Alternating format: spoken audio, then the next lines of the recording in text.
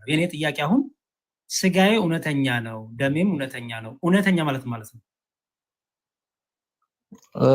ትክክል ማለት ነው። እውነት ማለት እውነት ነው። ጌታ ትክክለኛ ማለት ነው። በጣም ጥሩ። ጌታ ስንት ስጋ ነው ያለው? ስጋዬ ብሎ የሚጠራው ጌታ ስንት ስጋ ነው? የስጋውና የራሱን ስጋ አንድ ስጋ ነው ያለው። አንድ ስጋ ነው አይደለ? ያ አንዱ ስጋ የምንበላው የምንጠጣው ነው አይደለ? የምንበላው የምንጠጣው ነው አይደል? አሁን በከፈትክልኝ ቃል አንፃር ነው። ያ አሁን ባልኩ አንፃር የሚበላ ነው የሚጠጣ ነው። የሚበላና የሚጠጣ ስለሆነ ደግሞ ምን ይሰጣል? የዘላለም ይሰጣል። በጣም ጥሩ። እኔ አሁን የምጠይቀው ይሄንን ነው። ጌታ የእኔ ጌታ የማመልከው ጌታ ስጋዬ እውነተኛ ነው፣ ደሜም እውነተኛ ነው፣ የሚበላና የሚጠጣው ደግሞ የዘላለም ህይወት አለው ይላል። አንተ ቁርባን ስትወስድ የዘላለም ህይወት ይሰጠኛ ብለህ ነው የምትወስደው? እኔ እንደዛ ብዬ አይደለም ወስደው። ችግር የለውም። አንድ ልዩነት አገኘን። አስተውል። አንድ ልዩነት ጌታ የዘላለም ህይወት አለው እያለ አንተ ደግሞ እንደዛ አይደለም ብለህ ጌታን ትቃወማለህ ማለት ነው። ለእኔ ነው የምልህ። አንተ ትክክል ትሆን ትችላለህ። ለእኔ ግን ልዩነት ተፈጠረ። አሁን ይኸው የዘላለም ህይወት አለው ምን ያደረገ? ስጋዬን የሚበላ ደሜን የሚጠጣ። እሺ እዚህ ላይ ኦልሬዲ አሪፍ እየሄድክልኝ ነው። ግን የክፍሉ ሀሳብ አሁን ለምሳሌ አሁን አንድን ነገር በጥቅስ ብቻ መፍታት አንችልም። አሁን ማለት የሆነን አይዲያ ለሰዎችም ለማስረዳት ሊሆን ይችላል፣ ወይም ደግሞ ሀሳባችንን ሪፍሌክት ስናደርግ አንድ ጥቅስ ላይ ብቻ ተመርኩዘን ቴዎሎጂ መስራት እንደማይቻል ብዙ ጊዜ ሌክቸሮች ሲናገሩ ሰምቻለሁ። እና ሙሉ የክፍሉ ሀሳብ አሁን የዮሐንስ ወንጌል አሁን ሙሉ ምዕራፍ 5 ነው ያልከኝ አይደለ? 55 ላይ ምዕራፍ 6 አላዛርዬ አይ እንድታስረዳኝ ነው። እኔ የክፍሉን ሀሳብ ለመናገር ሜቢ በአንተ ልክ ብላ ልገልጠው እችላለሁ። የክፍሉን ሀሳብ እኔ የኦርቶዶክስን ትምህርት ነው የገለጥኩልህ አላዛርዬ። የፕሮቴስታንቱን ትምህርት ያንተን ግለጥልኝ፣ በአንተ ልክ ግለጥ። ይሄ ዮሐንስ ወንጌል ምዕራፍ 6 ስጋዬና ደሜ የሚለው ምን እንደሆነ 6:54 ማለት ነው። አዎ አንተ አውዱንም ብቻ በምትፈልገው መልኩ ፍታው። እሺ በሙሉ ክፍሉም ሊሆን ይችላል ወይም ደግሞ ጥቅሱንም ሊሆን ይችላል ማለት ነው። እሺ ቁጥር 54 ስጋዬን የሚበላ ደሜንም የሚጠጣ የዘላለም ሕይወት አለው፣ እኔ በመጨረሻ ቀን አስነሳዋለሁ። ስጋዬ እውነተኛ ምግብ ደሜም እውነተኛ መጠጥ ነው ይላል የያዝኩት መጽሐፍ ማለት ነው። አዲሱ መደበኛ ትርጉም ነው። ማብራሪያው ላይ ቁጥር ከስር ደግሞ ያብራራዋልና እሱን ላንብበውና ከዛ አንፃር ደግሞ የተረዳሁትን እኔ ገባኝን እናገራለሁ። ኢየሱስ እንደዚህ ይላል፣ በማይወላዳ ቃሉ የሰውን ልጅን ስጋ ካልበላችሁ ደሙን ካልጠጣችሁ በራሳችሁ ሕይወት የላችሁም ያለ ቁጥር 53 በቀጥታ የጌታ እራትን ለማመልከት አልነበረም ይላል ማብራሪያው። የዘላለም ሕይወት ለማግኘት ብቸኛው መንገድ ቅዱስ ቁርባን መቀበል ነው ብሎ በግልጽ አላስተማረም። ወይም ክርስቶስን የጸጋውን ትሩፋት በዚሁ ስርዓት አማካኝነት ብቻ ማግኘት ይቻላል አላለም። በዚህም ንግግሩ የምስክሮቹ ቃል ውጤት ለሆነው እምነት አጽንኦት ይሰጣል። ስጋ ደም የሚለው ሐረግም ወደ ተሰቀለውና የሕይወት ምንጭ ወደ ሆነው ወደ ክርስቶስ ያመለክታል።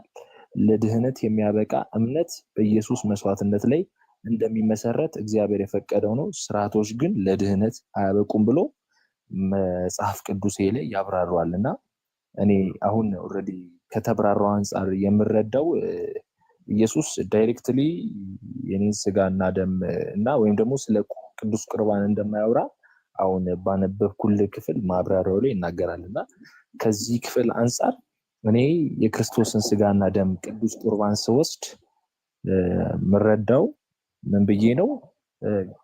ጌታዬም ብሏል ይሄኛውን ስለናንተ የሚፈሰው አዲስ ኪዳን ደሜ ነው የመጨረሻው ራት የሚባለው ላይ ባደረጉት እንትን ራታቸው ላይ ከደቀ መዛሙርቱ ጋር ስለናንተ የሚቆረሰው ደሜ ነው ብሎ እንደ ምልክት ወይንና ቂጣን የሰጣቸው እንጂ ዳይሬክት ስጋውን ቆርሶ አልሰጣቸውም።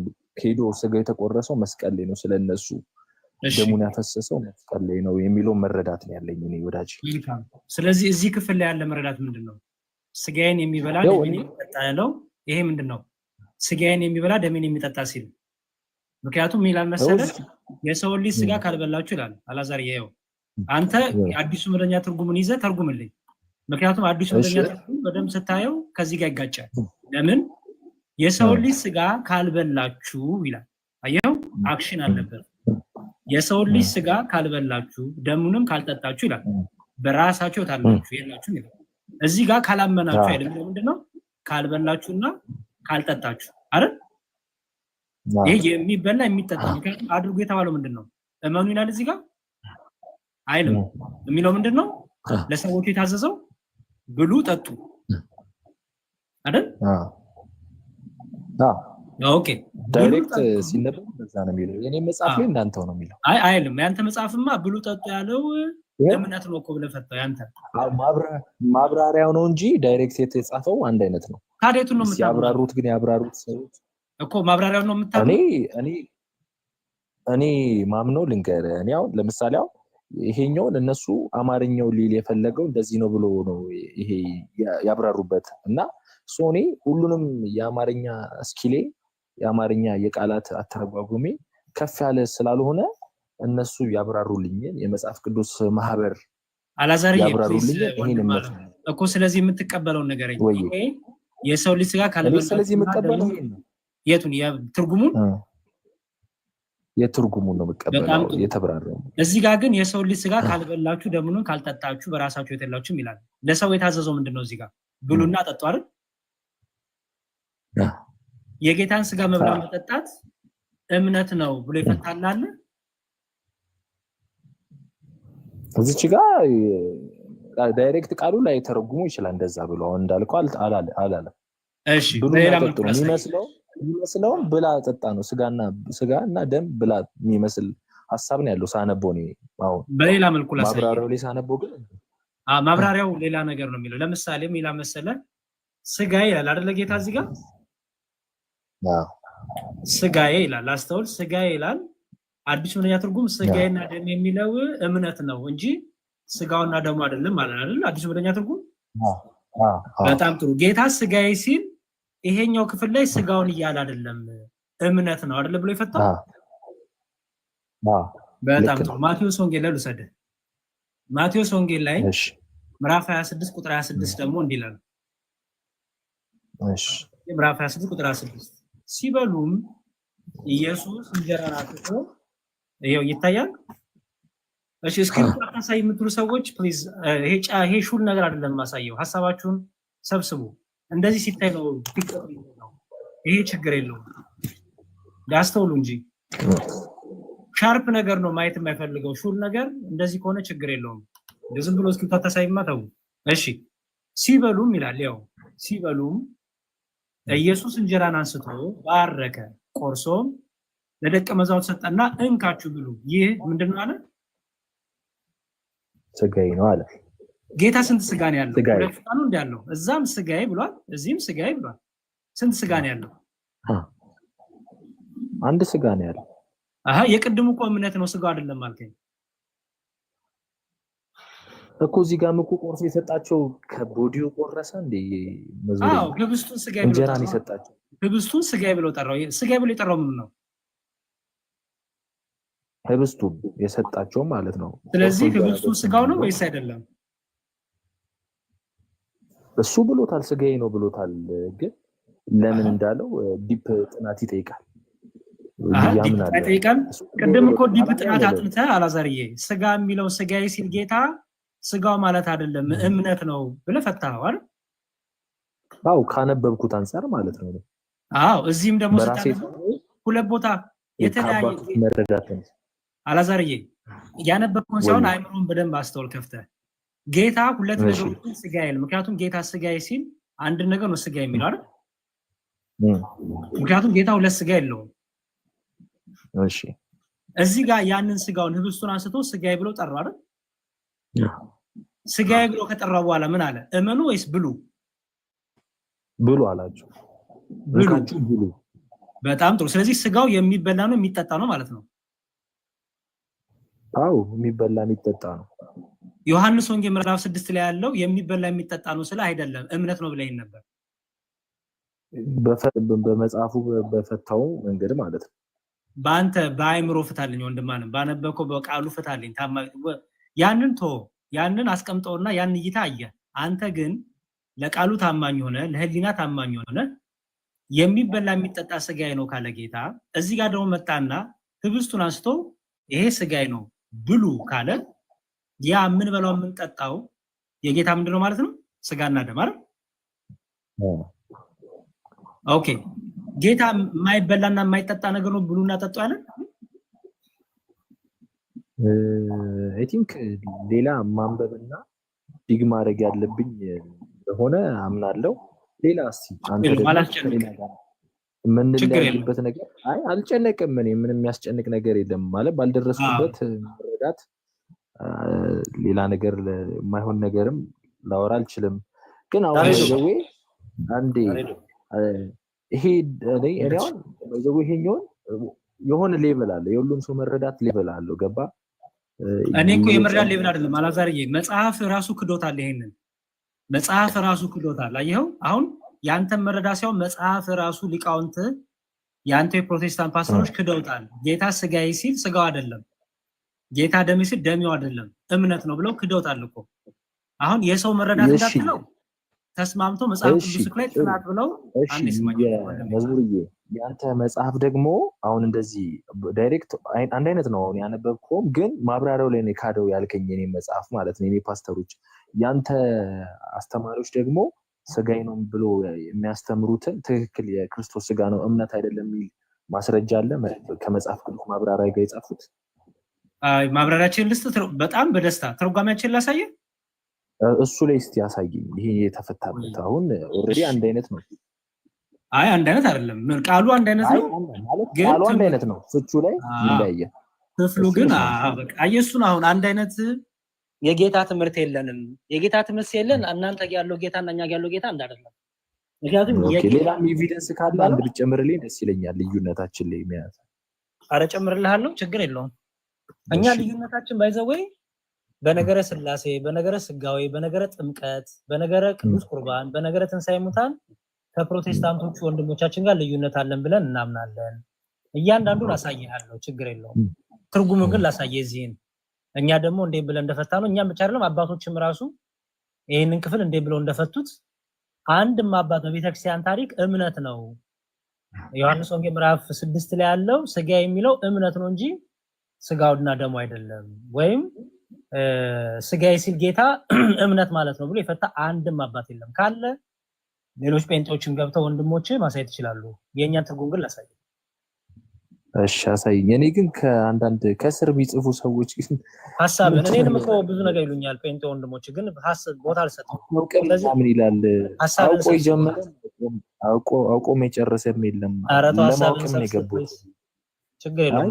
አታውቅም። ያሪዶ ማስረጃው አሳየውና እኔ ለአንተ ቀጥል። ትንሽ ጊዜ ነው ያለኝ ካሳየው በኋላ። ቆይ አይ እንጨርስና ከሱ ጋራ ወይ ተመልሰሽ መጣት ትችላለሽ አንቺው። ምክንያቱም በጣም ሰፊ ሐሳብ ስለተነሳ በትንትን እንዲል አልፈልግም። ሶ ኮሜንታተርስ ፕሊዝ ቴክ አንዱ ኮሜንት ይሻላል በጣም ያሳቀኝ። ኔጌቲቭ ነገር አትጻፉ ፕሊዝ። ታኔ የሆኑ ነገሮች ኖርማል፣ ግን ኔጌቲቭ የሆኑ ምናምን ሞክ እንዳታረጉ ይብላችሁ አዳምጡ። እሺ ይሄ ወንድሜ ይሄ ወንጌል ቅዱስ ይላል ዘግዚነ ወመድኃኒነ ኢየሱስ ክርስቶስ የጌታችን የመድኃኒታችን ኢየሱስ ክርስቶስ ወንጌል ይላል። ከቀድሞ አባቶቻችን ጀምሮ ሲወርድ የመጣው ንባብና ተረጓሚ ይላል። አየው። ስለዚህ ይሄ የኛ ኮሜንታሪ የኛ ተረጓሚ ነው ማለት ነው። ኦኬ የኦርቶዶክስ ክርስቲያን እና ከቀድሞ አባቶችም ሁሉ የአባቶችንም ትምህርት ይዞ ማለት ነው። ኦኬ እሺ የዮሐንስ ወንጌል ላይ ልምጣ እንግዲህ የዮሐንስ ወንጌል ምዕራፍ 6 እሺ ዮሐንስ ወንጌል ይሄው እዚህ ጋር ነው። ምን ይላል መሰለ ወደ ኋላ ሄደን ከፈለክ እነ ሉተር ምናምን ራሱ እንዴት ፈቱት እያልንም ኤኒዌይስ ግን እዛ ድረስም አንደርስም፣ ችግር የለውም። ካስፈለገ ግን የጥንቷ ቤተክርስቲያን ከዛሬ 2000 ዓመት በፊት የነበረች ቤተክርስቲያን እንዴት ተረዷለች ብትል እኔ ያልኩን ነው የሚፈታው እንጂ እምነት ነው። እዛ ጋር ጌታ ስጋና ደም ሲል እምነት ነው የሚል የለም። ካለ ግን ታሳየኛለህ በደስታ ዳንብብል ምን እንደሚል የኛን ትርጉም ዮሐንስ ወንጌል ምዕራፍ 6 ነው። እሺ እንዲህ ይላል።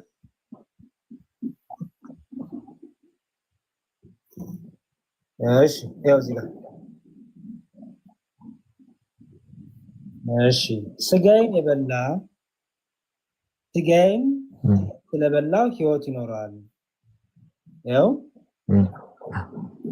ከዚያም ምድራዊ ህብስትና የሰማያዊን ህብስት እያነጻጸረ ሰማያዊን ህብስት እያበለጠ መጥቶ ከሰማይ የወረደ ህብስት ይህ ነዋ አለ። ግዕዙን እያለፍኩ ነው ማለት ነው። እሺ ከዛ ምን ይላል? ከደቀ መዛሙርቱም ወገን ይህን ሰምተው ይህ ድንቅ ነገር ነው፣ ማን ነው ይሄን ሊችለው የሚችለው ትምህርት አሉ ይላል። ጌታ ምን አላቸው? ያው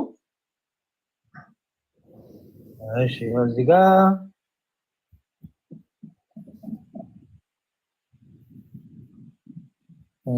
ኦኬ እሺ ያው ስጋዬን የበላ ስጋዬ እውነተኛ መብል ነው፣ ደሜም እውነተኛ መጠጥ ነው እና ስጋዬን የበላ ደሜን የጠጣ ከኔ ጋራ ተዋህዶ ይኖራል፣ እኔ አድሮበት እኖራለሁ።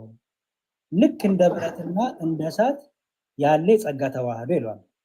አየው ምን ያለ ሲተረጉመው ያው ስጋዬን የበላና ደሜን የጠጣ አየው የኛ እምነቱ ላይ ፈተው የሚበላ የሚጠጣ ነው። ያ ሰው ሲበላው በጸጋ ከክርስቶስ ጋር ዳይሬክት ነው፣ ቀጥታ ዳይሬክት ያነበብነው ነው መልሶ የሚፈታው ማለት ነው እናንተ።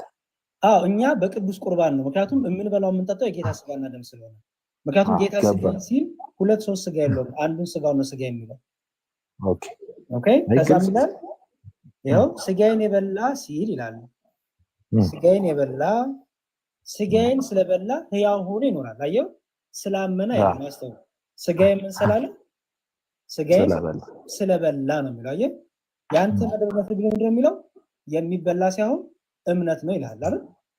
ያ እኛ ደግሞ ይኸው ስጋዬን ስለበላ ሕያው ሆኖ ይኖራል አለ። ያ ልዩነት አለው ማለት ነው። ሰፊ ልዩነት አለ በዚህ ትምህርት ላይ። በትክክል ኦኬ አንድ ልጨምርልህ።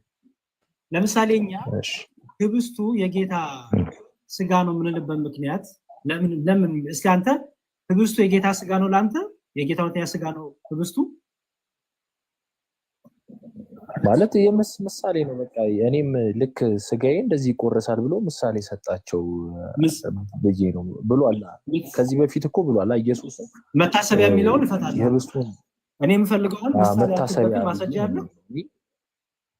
ምሳሌ ያልክበትን ማስረጃ አለ። ያነበ ስፔሲፊክ አሁን እንዳንተ ፈጠን ብዬ ላላውጣ እችላለሁ፣ ግን መታሰቢያ አድርጉት ብሎ አሬዶ ከቤተክርስቲያን አባቶች ከጥንታውያንም ከነ ቅዱስ አትናቴዎስ የቅዱስ አትናቴዎስም እናሳይሃለን።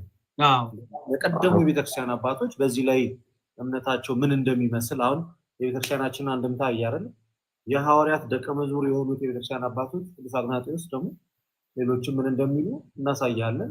ቀጥሉ።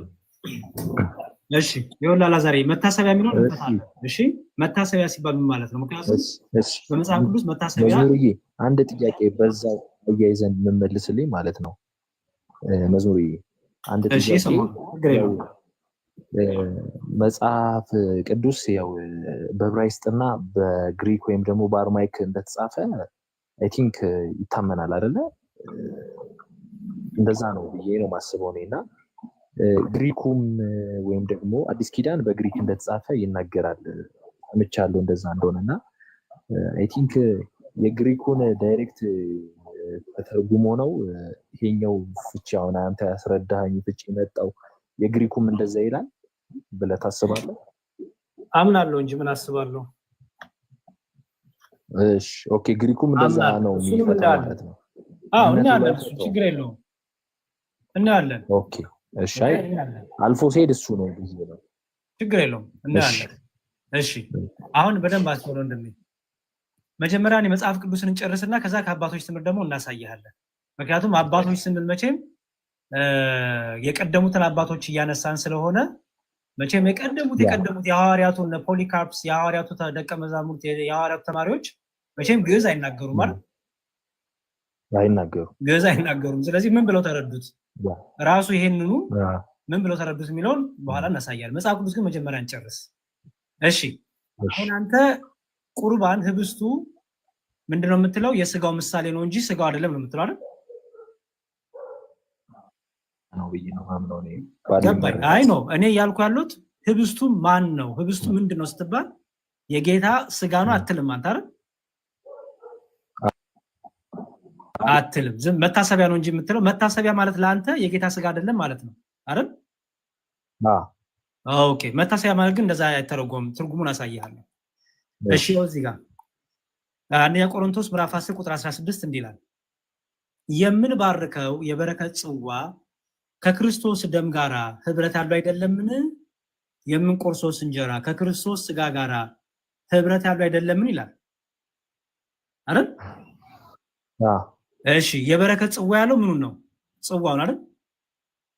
የጌታ እራቱን ማለት ነው። ጽዋ የተባለው ጽዋውን ነው። ህብስቱ ስጋው ነው፣ ጽዋው ደግሞ ጽዋው ነው አይደል? የበረከት ጽዋው ከምን ጋር ህብረት አለው አለ? ከክርስቶስ ደም ጋር። እዚህ ጋር ጽዋ የተባለውና የክርስቶስ ደም በቀራንዮ የፈሰሰው ነው አይደል? ህብረት አለው ማለት ነው። ህብረት አለው ማለት ይገናኛል ለማለት ነው። አንድነት አለው አንድ ነው ማለት ነው አይደል? ህብረት አለው ማለት ለምሳሌ አንተ ከእግዚአብሔር ጋር ህብረት አለ ስለ ምሳሌያዊ ህብረት ነው ወይስ ትክክለኛ ህብረት? ትክክለኛ ህብረት ነው እንጂ። ቆበስ የምንባርከው የበረከት ጽዋ ከክርስቶስ ደም ጋራ ህብረት ያለው አይደለምን? እዚህ ጋር ያለው ህብረት ከእውነተኛ ከደሙ ጋራ ጽዋው ያለው ህብረት ምሳሌያዊ ወይስ እውነተኛ? እውነተኛ ስለሆነ ያ ጽዋው ምን ይባላል ማለት ነው? የጌታ ደም። ምክንያቱም ህብረቱ ምን ስለሆነ ምሳሌያዊ ሳይሆን እውነተኛ ስለሆነ አይደል? እሺ ቀጥል። የምንቆርሰው እንጀራ ይላል። የምንቆርሰው እንጀራ ህብስቱ ማለት ነው ከክርስቶስ ስጋ ጋራ ህብረት ያለው አይደለምን ይላል አይደል? ስለዚህ ህብስቱ ከማን ጋር ህብረት አለው? ከስጋው ጋር ህብረት አለው። ከየትኛው ስጋ ጋር? ከክርስቶስ ስጋ ጋር ህብረት አለው። ህብረት አለው ማለት አንድነት አለው። አንድ ነው ማለት አይደለም? ራሱ ነው እኔ እንደሱ አላለው ብዬ ፕሊዝ በደንብ ስማኝ። አሁን ቃሉን ብቻ ታማኙ ነፍታው ምሳሌ ያኪን ስለነበረ ህብረቱ ግን ምሳሌ አያደርገው። ገባ? ምክንያቱም ህብረት ያለው ነገር ምሳሌ አይባልም። ይባላል? አይባልም። ስለዚህ ያ ህብስት የጌታ ምን ነው ማለት ነው? እውነተኛ ስጋው ነው። ምክንያቱም ከእውነተኛው ስጋ ጋራ ምን ስላለው? ህብረት ስላለው። ያ ጽዋ የጌታ ደም ነው። ለምን? ከእውነተኛ ደሙ ጋራ ምን ስላለው? ህብረት ስላለው። ስለዚህ ህብረት የሚለው አንድነትን ያሳያል። አንድነት ስላለው የምትበላው የምትጠጣው የጌታን ስጋና ደም ስለሆነ ከዚህም የተነሳ ምን ይሰጣል ማለት ነው? ህይወትን ይሰጣል ማለት ነው። ኦኬ እሺ መታሰቢያ የሚለውን እንፍታ። መታሰቢያ የሚለውን እስቲ በዕብራውያን መልእክቱ ያለውን እንፍታ። ከዛ ወደ አባቶች ትምህርት እንሄዳለን። መታሰቢያ የሚለውን እንፍታ። መታሰቢያ ዕብራውያን 10:13 እስቲ 10:3 እንፍታ እና መታሰቢያ የሚለውን ፍታልኝ። እሺ እንዲህ ይላል፣ ህጉ ሊመጣ ያለው የበጎ ነገር እውነተኛ አምሳል ሳይሆን የነገር ጥላ አለውና፣ ስለዚህም በየዓመቱ ዘወትር በሚያቀርቡበት በዚያ መስዋዕት የሚያቀርቡትን ሊፈጽም ከቶ አይቻልም። እንደዚህማ ባይሆን የሚያመልኩት አንድ ጊዜ ነጽተው ከዚያ በኋላ በሕሊናቸው ኃጢአትን ስላላወቁ ማቅረብን በተዉ አልነበረምን ይልና፣ ነገር ግን በዚያ መስዋዕት በየዓመቱ የኃጢአት መታሰቢያ አለ ይላል። አስተውል። በዚያ በየዓመቱ የኃጢአት መታሰቢያ አለ። የኮርሞች የፍየሎች ደም ኃጢአትን እንዲያስወግድ የማይቻል ነውና፣ ስለዚህ ወደ ዓለም ሲገባ መስዋዕትን መባን አልወደድህም፣ ስጋን ግን አዘጋጀህልኝ። በሙሉ በሚቃጠል መስዋዕትና ስለ ኃጢአት በሚሰዋ መስዋዕት ደስ አላለህም ይላል። ኦኬ አሁን እዚህ ጋር በየዓመቱ የኃጢአት መታሰቢያ አለ ማለት ነው። ብሪፍ አልሆነልኝም ሐሳቡ ብዙም እስቲ አንተ ንገረኝ። እሺ በየዓመቱ የኃጢአት መታሰቢያ ማለት መሰለ በየዓመቱ ኃጢአታቸውን በደላቸውን እያሰው መስዋዕት ያቀርባሉ ማለት ነው። ያ መስዋዕት ምን የሚያደርግላቸው ነው? በብሉይ ኪዳን ምን የሚያደርግላቸው ነው? ኃጢአታቸውን በደላቸውን ከእግዚአብሔር ዘንድ ይቅርታ የሚያሰጣቸው አይደለ? በብሉይ ኪዳን ስለዚህ መታሰቢያ የሚለው መታሰቢያ የሚለው እዚህ ጋር አሁን ምንድነው የሚያሳየው? መስዋዕቱ ትክክል አይደለም፣ መስዋዕቱ ሌላ ነው ማለት ነው አይደለም? ለምሳሌ በግ ያመጡና ይሰዋሉ አይደለ? በጉ ምሳሌ ነው ወይስ ራሱ በግ ነው? በጉማ በግ ነው። መታሰቢያ ስላልከው ይሄ እኮ የኃጢአት መታሰቢያ ነው ስላልከው በጉ ሌላ ነው በግ አይደለም? አይ እንደዛ አይደለም። ስለዚህ መታሰቢያ የሚለው ጌታ በጣም ጥሩ መታሰቢያ የሚለውን በዚህ ያስከው ራሱ ጌታ ያስተማሩን ቅዱስ ጳውሎስ በቆሮንቶስ መልእክቱ ላይ መታሰቢያ ማለት ምን እንደሆነ ሲፈታልን ስለ ስጋው ደግሞ ያወራበት ክፍል ላይ ልመለሰልና ይሄን ከያስክ በዚህ አንደኛ ቆሮንቶስ እንዲህ ይላል ቅዱስ ጳውሎስ ምዕራፍ 13 ላይ አይ ቲንክ ምዕራፍ 15 እሺ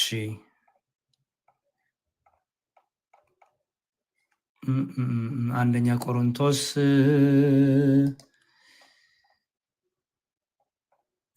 ምዕራፍ 11 እሺ እንዲህ ይላል ጌታ ኢየሱስ አልፎ በተሰጠበት በዛች ሌሊት እንጀራን አንስቶ አመሰገነ፣ ቆርሶም ምን አለ?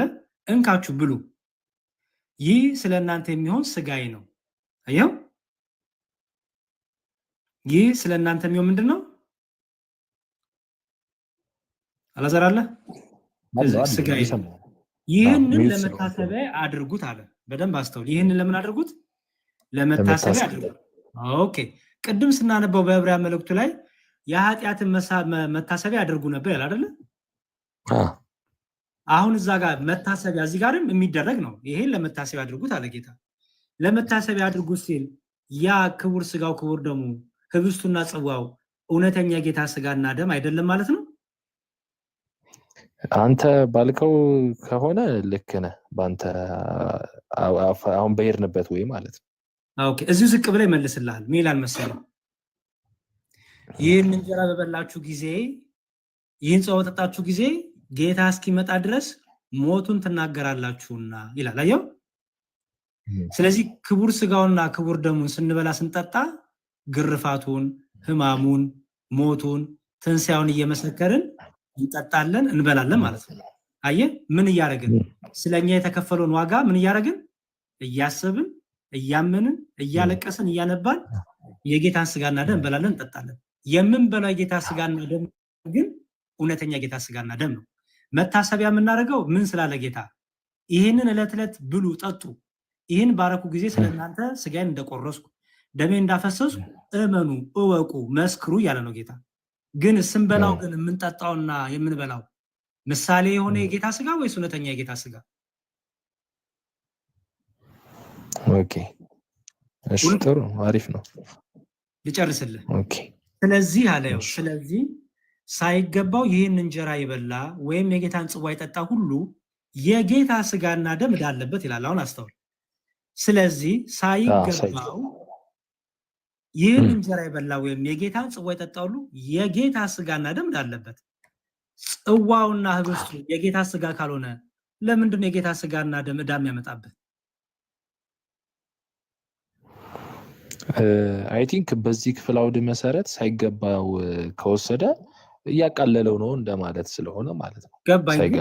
ምሳሌ ከሆነ የጌታ ስጋና ደም ዕዳ ለምን ያመጣብሃል? የእውነት ካልሆነ ጽዋውና ህብስቱ እውነተኛ የጌታ ስጋና ደም ካልሆነ ለምንድን ነው የጌታ እውነተኛ ስጋና ደም ዕዳ የሚያመጣብህ? ሊያመጣበት ይችላል። እውነተኛ ቢሆንም ባይሆንም ሊያመጣበት ይችላል ብዬ አስባለሁ። አይ እውነተኛ ከሆነ ደግሞ ሞር ችግር ያመጣበታል። እዳ ያመጣበታል። ህብረት እኮ አለው አለን ቅድም አላዛርዬ። ህብረት ስላለው አትለኝም እንዴ? መልሱ እኮ ቀላል ነው። ከእውነተኛ ከጌታ ስጋና ደም ጋር ምን ስላለው? ጽዋው ህብረት ስላለው። ስለዚህ ያ ህብረት የጌታ ስጋና ደም ጋር ህብረት ስላለው የጌታ ስጋና ደም ዕዳ ያመጣብሃል ማለት ነው። ኦኬ እሺ። ሰው ግን ራሱን ይፈትን፣ እንዲሁም ከእንጀራው ይብላ ከጽዋው የሚጠጣ ሳይገባው የሚበላና የሚጠጣ የጌታን ስጋ ስለማይለይ ይላል። አሁን ያው ሳይገባው የሚበላና የሚጠጣ የማንን ስጋ ስለማይለይ? የጌታን ስጋ ስለማይለይ። እየበላ ያለው ህብስቱን ነው አይደለ? ግን ያ የሚበላውን ህብስቱ ማን ብሎ ጠራው ቅዱስ ጳውሎስ? የጌታን ስጋ የጌታ ስጋ ብሎ ጠራው አይደል? ስለዚህ አንተ የምትበላው የጌታ ስጋ ነው ብለህ ነው አይደለም ብለኛል ቅድም። አዎ እዚህ ጋር ግን የጌታ ስጋ ይለዋል።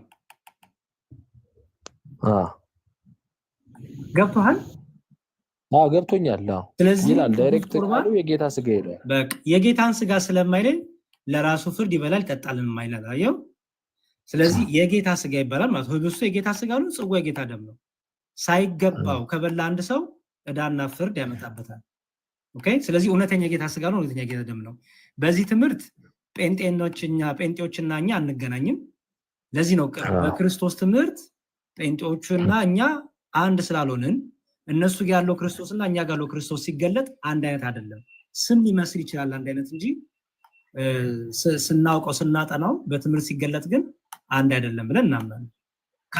በትክክል። እሺ አንድ በጣም ግልጽ ነው ሐሳብ ግልጽ ነው። የሆነ ያህል ተረድቻለሁ፣ አጠናዋለሁ፣ አነበዋለሁ። ግን እኔ ደግሞ አሁን እዚህ በእኛ መጽሐፍ ደግሞ ያለውን የሚለውን ልንገርህና እንዴት ታየዋለህ? ደግሞ የጌታ ስጋ ሳይገባው የሚለው ስጋ የሚለው ቃል የጌታን አካል ወይም የክርስቶስ አካል የሆነችውን ቤተክርስቲያንን ያመለክታል። አንዱ አመለካከት ሰውየው የጌታን ራት በሚካፈልበት ጊዜ የሚካፈለው ነገር የተሰቀለውን የክርስቶስን ስጋ እንደሚወክል ሳይረዳ ይካፈላል የሚለው ነገሩ። እንዲህ ከሆነ ደሙ ለምን አልተጠቀሰም የሚል ጥያቄ ያስነሳል። ሁለተኛው አመለካከት ደግሞ የጌታን ራት የሚካፈለው ሰው ቤተክርስቲያን የክርስቶስ አካል እንደሆነች ባለማስተዋል በቁጥር 20 እና 21 ላይ የተጠቀሰው ራስ ወዳድነት ይታይበታል የሚለው ፍርድ በማያምኑ ሰዎች ላይ የሚመጣው ፍርድ ሳይሆን በአማኞች ላይ የሚደርሰውን እንደ ሕመምና ሞት ያለውን የቅጣት ፍርድ ነው ብሎ ይፈታዋል የኛ መጽሐፍ። ያንተ መጽሐፍ ችግሩ ይሄ ነው። አሁን ያንተ መጽሐፍ ፍርዱን ምን አድርጎታል? ስጋዊ ቅጣት ብቻ አድርጎታል አይደል? ሕመምና ሞት ያለውን የቅጣት ፍርድ ይላል። በዘላለም ህይወት ከዘላለም ህይወት ጋር አላገናኙም አይደል? ፍርዱን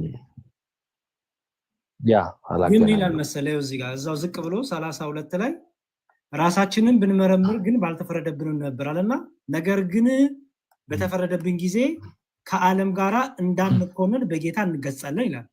ከዓለም ጋራ መኮነን ሰው ሁሉ የሚኮነንበት ጊዜ መቼ ነው? በመጨረሻው ጊዜ በፍርድ ወንበር ፊት ሲቀር በክርስቶስ። ስለዚህ የመጨረሻው የፍርድ ቀን ማለት ከህመምና በበሽታ መሞት ማለት ነው? እንደዛ አይደለም። ይሄው ከምን ጋር ነው ያያያዘው? ፍርዱን ከዓለም ጋራ እንዳንኮነን ነው የሚለው። ቁጥር ስንት ነበር እሱ? እዛው ዝቅ ብለ ቁጥር 32። ስለዚህ ቁጥር 30 ላይ የሚላ መሰለ ስለ ፍርዱ ካወራ በኋላ 29 ላይ 30 ላይ ስለዚህ በእናንተ ዘንድ የደከሙና የታመሙ ብዙዎች አሉ፣ አያሎችም አንቀላፍተዋል ይልና ራሳችንን ብንመረምር ግን ባልተፈረደብንም ነበር አለና፣ ግን ቀጥሎ ምን አለ? ፍርዱን ሲናገር በተፈረደብንም ጊዜ ግን አለ። አየህ፣ የሚፈረድብህ ከሆነ ሳይገባ በመብላት የሚፈረድብህ ከሆነ ከዓለም ጋራ ነው የምትኮነነው ይላል። ከዓለም ጋራ እንዳንኮነን በጌታ እንገጻለን ይላል። ከዓለም ጋራ የምትኮነነው በበሽታ ነው አይደለም። ስለዚህ አዲስ ሁኔታ ትርጉም ዋሽቷል፣ ትክክል አይደለም። አይ ቲንክ ዋሽቷል ብዬ እኔ አላምንም። ባለኝ መረዳት እስካሁን ይሄኛው ባይዘዌ ሎጂካሊ አሁን አንተ እያስተማርከኝ ከነበረው ሐሳብ እና እኔም ደግሞ እስከዛሬ ሳነበው ከነበረው ሐሳብ አንተም ግልጽ አድርጋ አስተምረዋል ያንተን ትምህርት ማለት ነውና እኔ አሁንም ካነበብኩልህ አዲሱ መደበኛ ትርጉም ላይ ካለው ጋር ለጊዜው ላይምሮዬ እውነት ለመናገር ሳልዋሽም ነገር የተመቸኝ ትምህርት ይሄኛ ሆኖ አገኘሁት የአዲሱ መደበኛ ትርጉምና ግን ሞር ግን እንዳጠና አድርገኛል እንዳነበው ችግር የለውም አንተ የተመቸህ መውሰድ ነው ባላይምሮ ባለቤት ነህ የተመቸህ መውሰድ ነው እኔ የኔ ድርሻ እውነቱን መንገር ነው የአባቶች ትምህርት መንገር ነው የመጽሐፍ ቅዱስን ትርጉም መንገር ነው እንዳነብ አንተ ደግሞ እንዳነብ አድርገኛል ሞር እንደመለከተው ወንድሜ አንድ ነገር እንድታቀም ፈልገው ከዚህ በፊት ሆነ ለመናገር ማለት የናንተንም ማስተምሩ አላቆም ነበር ይሄ አሁን ያልከኝን ዳይሬክት የክርስቶስ ስጋ የጌታ ራት የክርስቶስ ስጋና ደም የሚለውን በዚህ ልክ እንዳለ እንደሆነ አልረዳም ምክንያቱም በልጅነታችንም ስንኖር ጓደኞቻችን ኮርቦ ሲመጡ ምናምን ያለን እኛም ደግሞ ቸርች እድሜያችን ሲደርስ የውሃ ጥምቀት ከወሰድን በኋላ የጌታ ራት ስንወስድ አለ እዚህ መዛም አለ ብለን ምናምን እንጂ በዚህ ልክ ልዩነት እንዳለው አሁን ነው ሞር ያወቅኩት ምክንያቱም ስለሌላ ስለ ኦርቶዶክስ ትምህርት ብዙም ሰርች አድርጌ ስለማላቅ ማለት ነውና ችግር የለውም አንድ ነገር ላሳየና በቃ ልደትን ይቀጥላል የአባቶች ትምህርት ደግሞ እሱ ያሳያል እኔ ብቻ ከመናገር የአባቶች አንድ አዲሱ መደበኛ ትርጉም ላይ አንድ ነገር ላሳየ እጅ ላይ ስላለ ጥሩ ነው የሉቃስ ወንጌል ምዕራፍ 11 ቁጥር 15 ላይ የሉቃስ ወንጌል ምዕራፍ 11 ቁጥር 15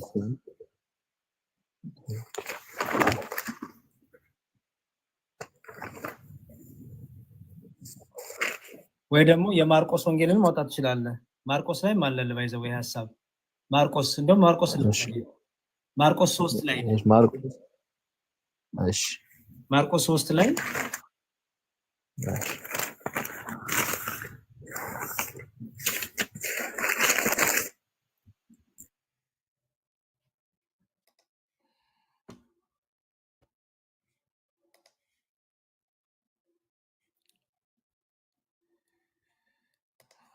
ተቋረጠ እንዴ አላይ ሰማኝ እሺ ማርቆስ 3:21 ላይ ሂድና እሺ ዘመዶቹም ሰምተው አበደ ብለዋልና ልጁት መጡ ይላል አይደል ሁኔታውን የሰሙ ዘመዶቹም አእምሮን ስቷል በማለት ይዘውት ለመሄድ ወዳለበት መጡ ይሄ ንባቡ አይደለም የሚለው መጽሐፍ ቅዱሱ ችግር የለውም አእምሮን ስቷል ይለዋል አበደ ይለዋል በግዕዙም አበደ ይለዋል ችግር የለውም አሁን ጌታን አበደ ያሉት እነማን ናቸው በመጽሐፍ ቅዱስ ትርጉም ጌታን አበደ ብለው የተናገሩት እነማን ናቸው ከዚያም ኢየሱስ ወደ ቤተ ገባን ዘመዶቹ ነው በሱ ያመኑ ወይስ ያላመኑ ምክንያቱም በኤልዘቤል አለበትም ብለውታል እኮ አይደል እሺ አሁን መደበኛ ትርጉም ብሎ እንደፈታው ኢየሩሳሌም የመጡ ጸሐፍት በጣም ጥሩ ዝቅ ብለ መደበኛ ትርጉም ብሎ እንደፈታው እስቲ አንብበው ምን ይላል ማን ነው አበደ ያሉት ይላል እሺ ቁጥር 22 ላይ እሺ ላንብብልህ ትርጉሙን አንብብልኝ ማን ነው አበደ ያሉት ዘመዶቹም ይዘውት ለመሄድ ወዳለበት መጡ ከናዝሬት ወደ ቅፍርናሆም መምጣታቸው ጥርጥር የለውም ርቀቱ 48 ኪሎ ሜትር ገደማ ይሆናል ዘመዶቹ እኮ ማንና ማን ይላል ስፔሲፊክ ስማቸው የተጻፈ ነገር የለም እሺ የተጻፈበት ቦታ ሉቃስ ወንጌል ላይ ሄድና አዲስ መደበኛ ትርጉም ይሄንን ብሎ እንደፈታው ላሳየ እሺ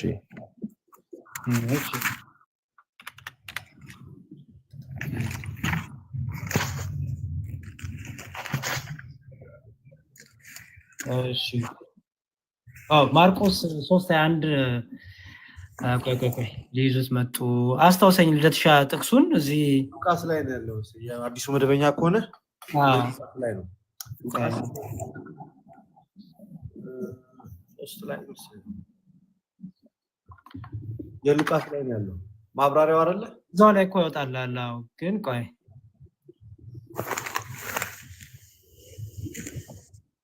ማብራሪያው ላይ ሉቃስ ወንጌል ጠቅስልሃል የሉቃስ ወንጌል ማብራሪያ ነው እንደዛ በጣም ደባል ማብራሪያ ያስቀመጠው አገኝተዋል እዛ ማርቆስ የሉቃስ ማብራሪያ አለልህ አይ አልጠቀሰው ከጎን የሚያስቀምጠው አላስቀመጠው አላውጣለሁ አንድ ያውጣልኝ ቆይ እንዲያው ስለፈለኩኝ ነው ምክንያቱም እዛው ሉቃስ ላይ ጠቅሰዋል እንትኑ ሉቃስ ላይ ማርቆስን ስለሚጠቅስ ወደ ማርቆስ ሂዱ ስለሚል አዲሱ ምን ያትርጉም እኮ ነበረኝ እኔ ቆይ እስካውጣው ስለሚዘገኝ ነው እንጂ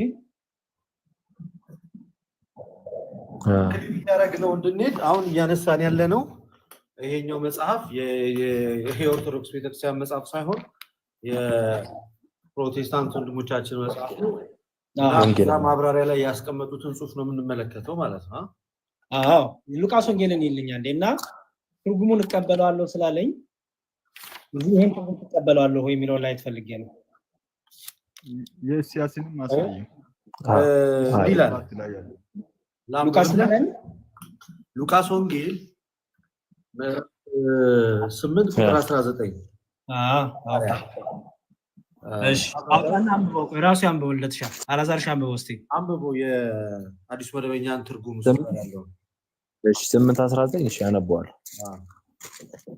8:19 ማብራሪያውን እቀበላለሁ ስላልክ ፕሮቴስታንቱ ያስገባው ማብራሪያ በጣም ክርስቶስን የማይመጥን ንግግር ነው።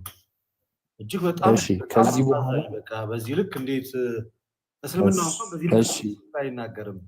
እሺ ቀጥል ወንድም። እሺ እዚህ በኋላ የኢየሱስ እናትና ወንድሞች እርሱ ወዳለበት መጡ። እነርሱም ከሕዝቡ ብዛት የተነሳ ወደ እርሱ ሊቀርቡ አልቻሉም።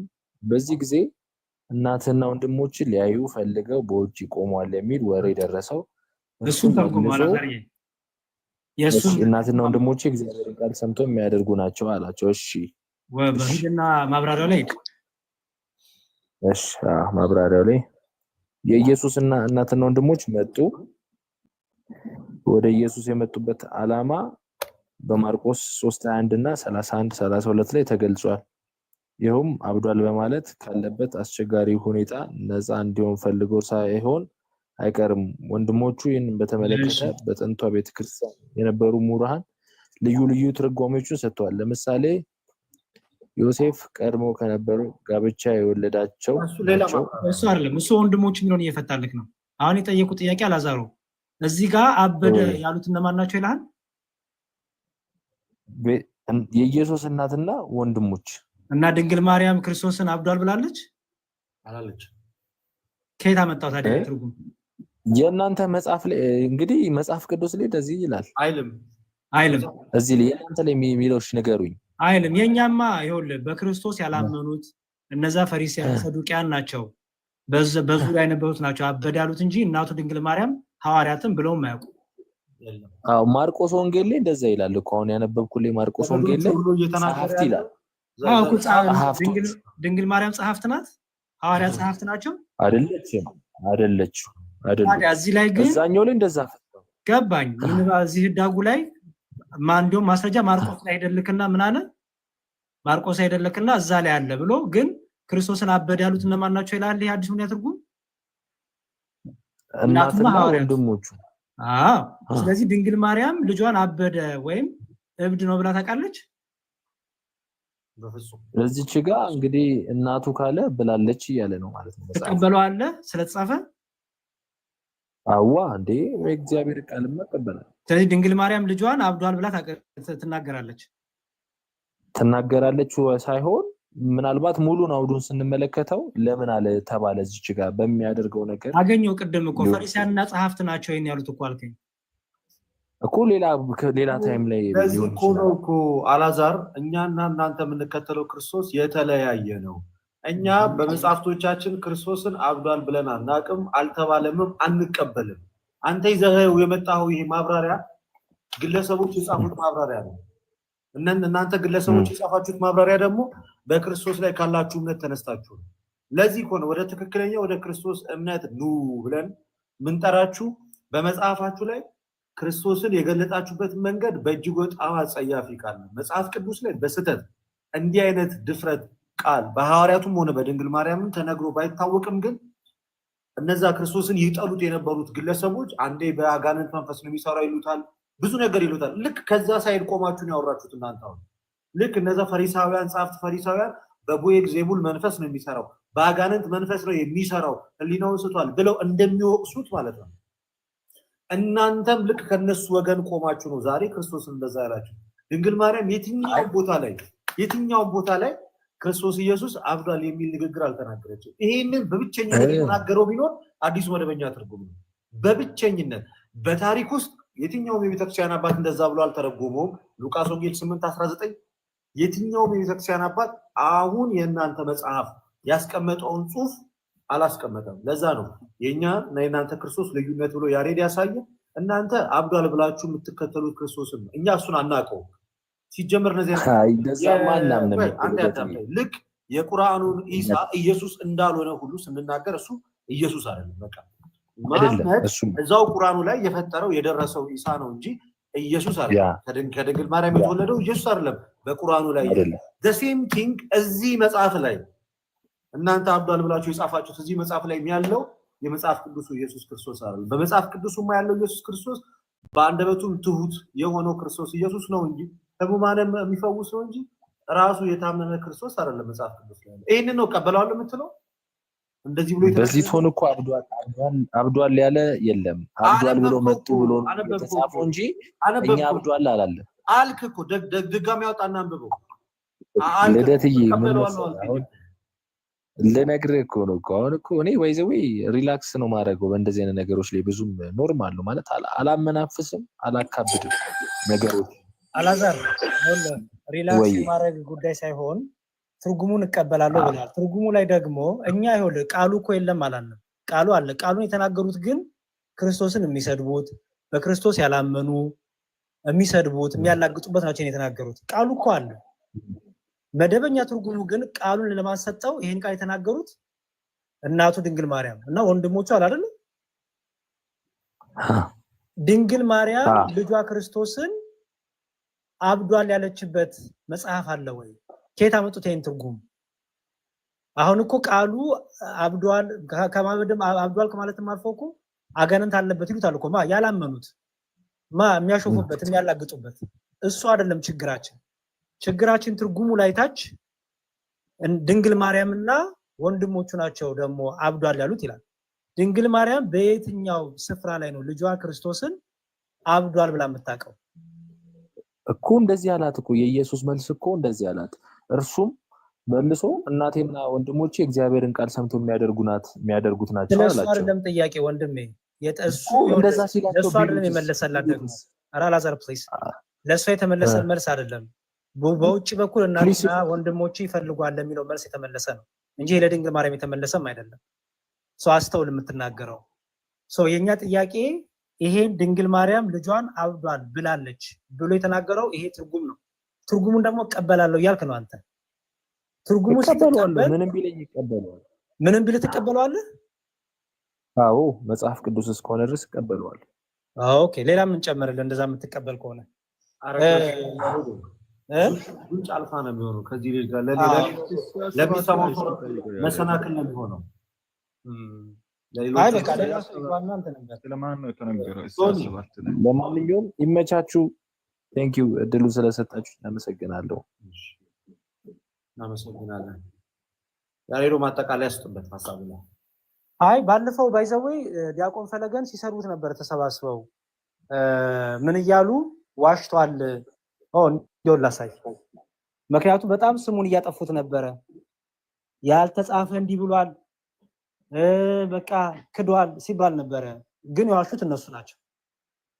ዲያቆን ፈለገ መጽሐፋችሁ ሲተረጉመው እንዲህ ብሎ አስቀመጠው። የለም ይሄ አጋንንታዊ ነው አለ። ትክክል ነው። እኔ ድንግል ማርያም ልጇ ክርስቶስን አብዷል ብላ ተናግራ አታውቅም። ሌሎች ተናግረውታል ያላመኑበት፣ ሌሎች ተናግረውታል ያልተቀበሉት። እነሱ ሌላም ብዙ ነገር ተናግረውታል ጌታ። አይገርምም የነሱ። እናቱ ድንግል ማርያም ግን ብለዋለች ብሎ ያስቀምጠው አዲስ ሆነ ትርጉም። እሺ እስቲ አሁን ምን ያህል ውሸት እንደሚዋሽ ላሳይ። ቤታቸውን ከፍተው ዲያቆን ፈለገን ባለፈው በደንብ አድርገው ሲሳደቡ ነበረ። ይሄ እንደዚህ እያሉ በምን ምክንያት? ይሄንን ጽሑፍ ትክክል አይደለም ስላለ የአብርሃም አምላክ አንድ ቀን ሆና እሺ መብረቅ ይሄው በዚህኛው 80 ላይ አብዷል ብሎ የሚለው ቃል ተጽፏል። አንተ እዚህኛው አዲሱ መደበኛ ትርጉም ህዳጉ ላይ ነው አይደል ፈለከው? አብዷል ብሎ ይላል። ይሄኛው ግዕዙም አብዷል ይላል። በእርግጥ ግዕዝ አያውቅም ግን ዲያቆን ነው።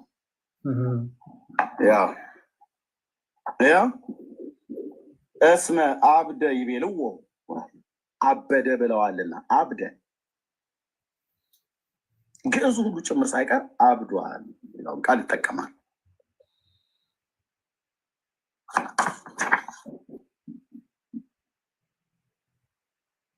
ኦርቶዶክሳውያን ማፈር ብቻ፣ መሸማቀቅ ብቻ፣ አንገት መድፋት ብቻ ያሰማራችኋቸው ጎረምሶች እንደነኛ አይነት አንገት አስደፏችሁ፣ አሰደቧችሁ። የራሳቸው መጽሐፍ ላይ እዚህ ማርቆስ ወንጌል መጽሐፍ ምዕራፍ 3 ቁጥር 21 ላይ አበደ ብለዋል ይላል። ይኸው በብፁዕ አቡነ ተክለ ሃይማኖት የፕትርክና ዘመን የታተመ አስተውሉ። እንግዲህ ልደትዬ አበደ ያሉት ማን እንደሆኑ ራሱ ሲናገር ሰሙታላችሁ። አሁን ዲያቆን ፈለገ አበደ ብለው ድንግል ማርያም አበደ ብላለች የሚለውን ይሄ አጋንንታዊ ትምህርት ነው ስላለን የሁሉ ስድብ እንግዲህ ዲያቆን ፈለገ ቃሉ የለም አላለም። ዲያቆን ፈለገ ቃሉማ አለ፣ ግን ድንግል ማርያም አበደ ብላለች የሚለው የእናንተ የፕሮቴስታንቱ መጽሐፍ ነው። ኦኬ ኢትዮጵያ ኦርቶዶክስ ቤተክርስቲያን የታተመ 80ኛው አሃዱ መጽሐፍ ቅዱስ 1980 ዓመተ ምህረት ላይ የማርቆስ ወንጌል መጽሐፍ ምዕራፍ 3 ቁጥር 21 አበደ ብለዋል። አየ በመጀመሪያ የራስን ቤት ማጽዳት ነው። እኛ የራሳችንን እኮ ተናግረን ነው እናንተ ቤት መጣም ትክክል አይደላችሁም ብለን ምን ሲሉ ሰምታ ብሎ እንደሚል ያው ዘመዶቹም ሰምታው አበደ ብለዋልና ሊይዙት መጡ። የማ መጽሐፍ ነው የሚለው? የኦርቶዶክስ። ግዕዙስ የኦርቶዶክስ፣ ይሄኛውስ የኦርቶዶክስ፣ ይሄኛውስ ወንጌል የኦርቶዶክስ። ሁሉም ደብሎ የሚሉት አበደ። ይሄን ሁሉ የሱም ቤት ሳይ እያቸው መናፍቃን የእመቤታችን ጠላቶች እዚህ ላይ ህዳጉ ላይ ነው እንደውም ይሄን ያለው በዚህኛው ህዳጉ ላይ ነው ያለው። በዋናው ግን ተመሳሳይ ነው ከኛ ጋር። አስተውሉ። ህዳጉን ያለውን እስካሁን ገልጦ አብራራላቸውም። ልደት የሚገርም ነገር ህዳጓን ገልጦ ቢሞት አያሳያቸውም። እንትን ያቺ አዲሱ መደበኛ ትርጉም እንደተሸፈነች ናት። እየተገለጠ ያለው መጽሐፍ ቅዱስ ያሉት ቃላት ናቸው። ህዳጉ ግን ማርያም ልጇን አበደ ብላለች ያለውን የአጋንን ትምህርት የክደት ትምህርት ገልጦ አያሳያቸውም። ምክንያቱም ከገለጠውማ ዲያቆን ፈለገ ትክክል ሊሆን ነው። ግን ያው የሚያስተውል ስለሌለ እናስሙት። ከኛ ጋር ማለት ምንም አንድ አይነት ስለሆነ ማለት ነው።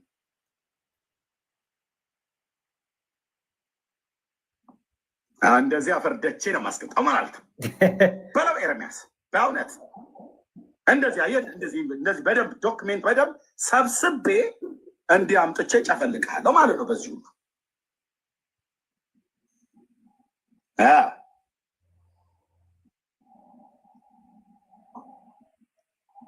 ወዛዱት ያ የምትወስዱበት ቦታ ላይ በውሃ ታፍኖም እንዳትገሉት እንጂ በውሃም ታፍኖ ይወጣለት ከሆነ ማለት ነው።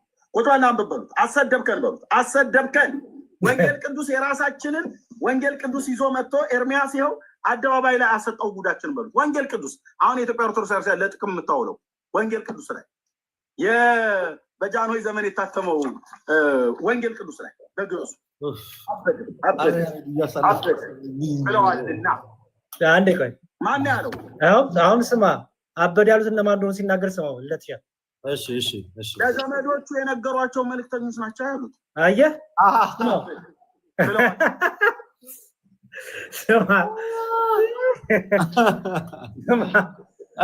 ስሙ ሁላቸው here we go ወንጌል ቅዱስ ላይ በግዕዙ አበደ ብለዋልና ማን ያለው? ለዘመዶቹ የነገሯቸው መልእክተኞች ናቸው ያሉት።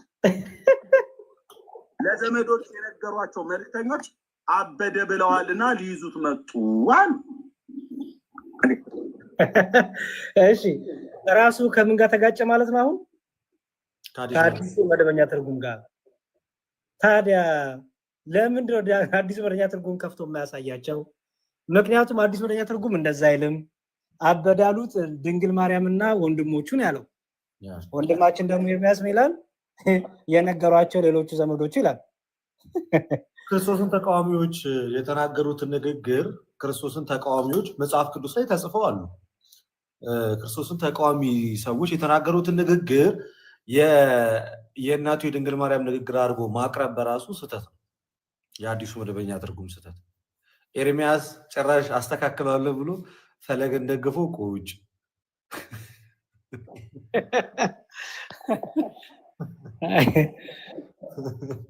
እና ባጭሩ ለዚህ ነው በቃ መጽሐፍ ቅዱስ ላይ እኮ ክርስቶስን በብዙ የተቃወሙ ሰዎች እንዳሉ እንዴ መቃወም አይደለም እስከ ሞት አደረሱት አይደል? የገደሉት እኮ አይደል? በመስቀል ላይ ሰቀሉት እኮ። ይሄን ያህል እኮ ይከታተሉት የነበሩ ሰዎች ናቸው ያሉት መጽሐፍ ቅዱስ ላይና ግን የሱ ተከታይ የሆኑት የሱ እናት ስለ እኛም መልካም ነገሮችን ስንመለከት ሐዋርያቱ ከዛ በኋላ ከሐዋርያት ወደ ተነሱት አባቶች በክርስቶስ ዙሪያ ላይ ምን ተናግረዋል? እናቱ ምን ተናግራለች? በጎ ትክክለኛ ቀጥተኛ እውነተኛ ነገር የተናገረ የሱ ተቃዋሚ የሆኑ ሰዎችስ አንዴ በሰንበት ይሰራል ያሉ ይከሱታል። በቃ የማይሉት ነገር አልነበረም። መጨረሻ ላይ እስከ ሞት ድረስ አድርሰውታል። እና የኤርሚያስ ንግግር በስተመጨረሻ አስተካከለው። መልእክቱን ያመጡት ሰዎች ናቸው ያሉ ለዘመዶቹ ምን ያሉት አበደ ያሉት እንጂ እነሱ አይደሉም። ባጭሩ ግልጽ አድርጎታል። ለመቃወም ነበር በሱ ቤት አፈርንባሽ። የኤርሚያስ ፖለቲካ ብቻ እኮ ያስቀኝ። አፈርን አይሁን አሳፈርከን አሸማቀቀን ምናምን ብሎ እኔ ደግሞ ምን የሚያሳፍር ነገር ተናግረናል ብለን ስናይ እውነቱም ለካ ጉዱ ያለው እዛው ነው። እና ጥንቃቄ ይፈልጋል። በክርስቶስ ዙሪያ ላይ እንደዚህ አይነት ቀልድ አያስፈልግም። በፍጹም እንዴ ክርስቶስ ኢየሱስ መጽሐፍ ቅዱስ ላይ በነገሮች ሁሉ የሰው ልጅ መሰለ ከኃጢአት በቀር ንጹህ ቅዱስ የዋህ ቸር ደግ አባታችን ነው፣ አምላካችንም ጭምር ነው። መጽሐፍ እንደዛ ነው የሚናገር። ስለሱ በክፋት የተናገሩትን የአይሁዳውያንን ንግግር የሃይማኖት ምስክር አድርገን ማቅረብ አንችልም። በመጽሐፍ ቅዱስ ትምህርት የሐዋርያቱን ንግግር ነው የሃይማኖት ምስክር አድርገን የምናቀርበው እንጂ የክርስቶስ ተቃዋሚ ንግግሮችን ለምስክርነት አይቀርብም በፍጹም። እሱን ይዘን አምላካችን ላይ ልንሳለቅበት እንደናንተ እና ይሄ ስህተት። ዳስ ዋይ ፕሮቴስታንት ከማንኖርባቸው ምክንያቶች አንዱ ይሄ። ያሬዱ ምናልባት ሀሳብ እዚህ ላይ ፕሮቴስታንት ከማንሆንባቸው ምክንያቶች የጌታ ትምህርት ተቃዋሚ መሆን ስለማንፈልግ ነው። በግልጽ አስቀምጠናል። ጌታ ስጋዬ ነው ብሏል፣ እነሱ አይ ምሳሌው ነው ይላሉ። ጌታ እውነተኛ ደሜ ነው ይላል፣ አይ እነሱ ምሳሌው ነው። ጌታ ይሰጣል ይላል፣ እነሱ ህይወት አይሰጥም ይላሉ። ስለዚህ ትምህርት ነው። በቃ ትምህርት አሁን ግለሰብ አይደለም ማውራው፣ የቤተ እምነት አቋም። ለምሳሌ ይህን ሰሞን ትናንት ከትናንት ወዲያ እገሌ አባት ይሄን ይናሉ እያሉ ይከሱናል። እኛ አባቶች በትምህርት ሊሳሳቱ ይችላሉ ብለን እናምናለን። የኛ አባት ትምህርት በቤተክርስቲያን ይመዘናል። በቤተክርስቲያን ተመዝኖ ትክክሉ ትክክል ነው በርቱ፣ ትክክሉ ደግሞ ይታረማል። አለቀ። አሁን የማወራው እኔ እንደ ቤተ እምነት ሙሉ ወንጌል እንደ ሙሉ ወንጌል፣ ቃለ ሕይወት እንደ ቃለ ሕይወት፣ መካነ ኢየሱስ እንደ መካነ ኢየሱስ፣ መሰረተ ክርስቶስ እንደ እምነት አቋም ከመካነ ኢየሱስና ከአንዱ ውጪ ሌሎቹ ጠቅላላ የጌታ ስጋና ደም ወይ ቅዱስ ቁርባን የጌታ ስጋና ደም አይደለም፣ ምልክት ነው፣ ምሳሌ ነው፣ ተምሳሌት ነው፣ እውነተኛ አይደለም፣ ህይወት አይሰጥም ይሉናል። ጠቅላላ የጌታ ትምህርት ተቃዋሚዎች ማለት ነው። ስለዚህ በዚህ የተነሳ ጴንጤም አንሆንም፣ የጌታ ትምህርትንም ስለምትቃወሙ በጌታም አንገናኝም ማለት ነው። አሁን ደግሞ እንዳየነው እናቱ ድንግል ማርያም አብዷል ብለዋለች። ይሄን ቃላቱ ይቀፋል። በጣም የሚጸን በጣም የሚከብድ ቃላት ነው። በተለይ ድንግል ማርያም ብላለች ሲባል አይሁድና ያላመኑ ፈሪሳውያንና ቀራጮች ጸሐፍት የፈለጉትን ሊሉ ይችላሉ ጌታ፣ ምክንያቱም ስለማያምኑበት ሲሰድቡትም ስለነበረ ዛሬም ትውልዱ ይሰድበዋል። እናቱ ድንግል ማርያምና ግን ሐዋርያቶቹ ጌታን እንዲህ ብለው ሰድበውታል ሲባል በጣም ውስጥ ይረበሻል። በጣም ለመናገር ይቀፋል። እውነት ግን ደግሞ እንዲህ ያላችሁ ስለሆነ እውነቱን መግለጽ ስላለብን ይሄው ትርጉሙን እቀበላለሁ አላችሁ እኮ የእናንተ ወንድም።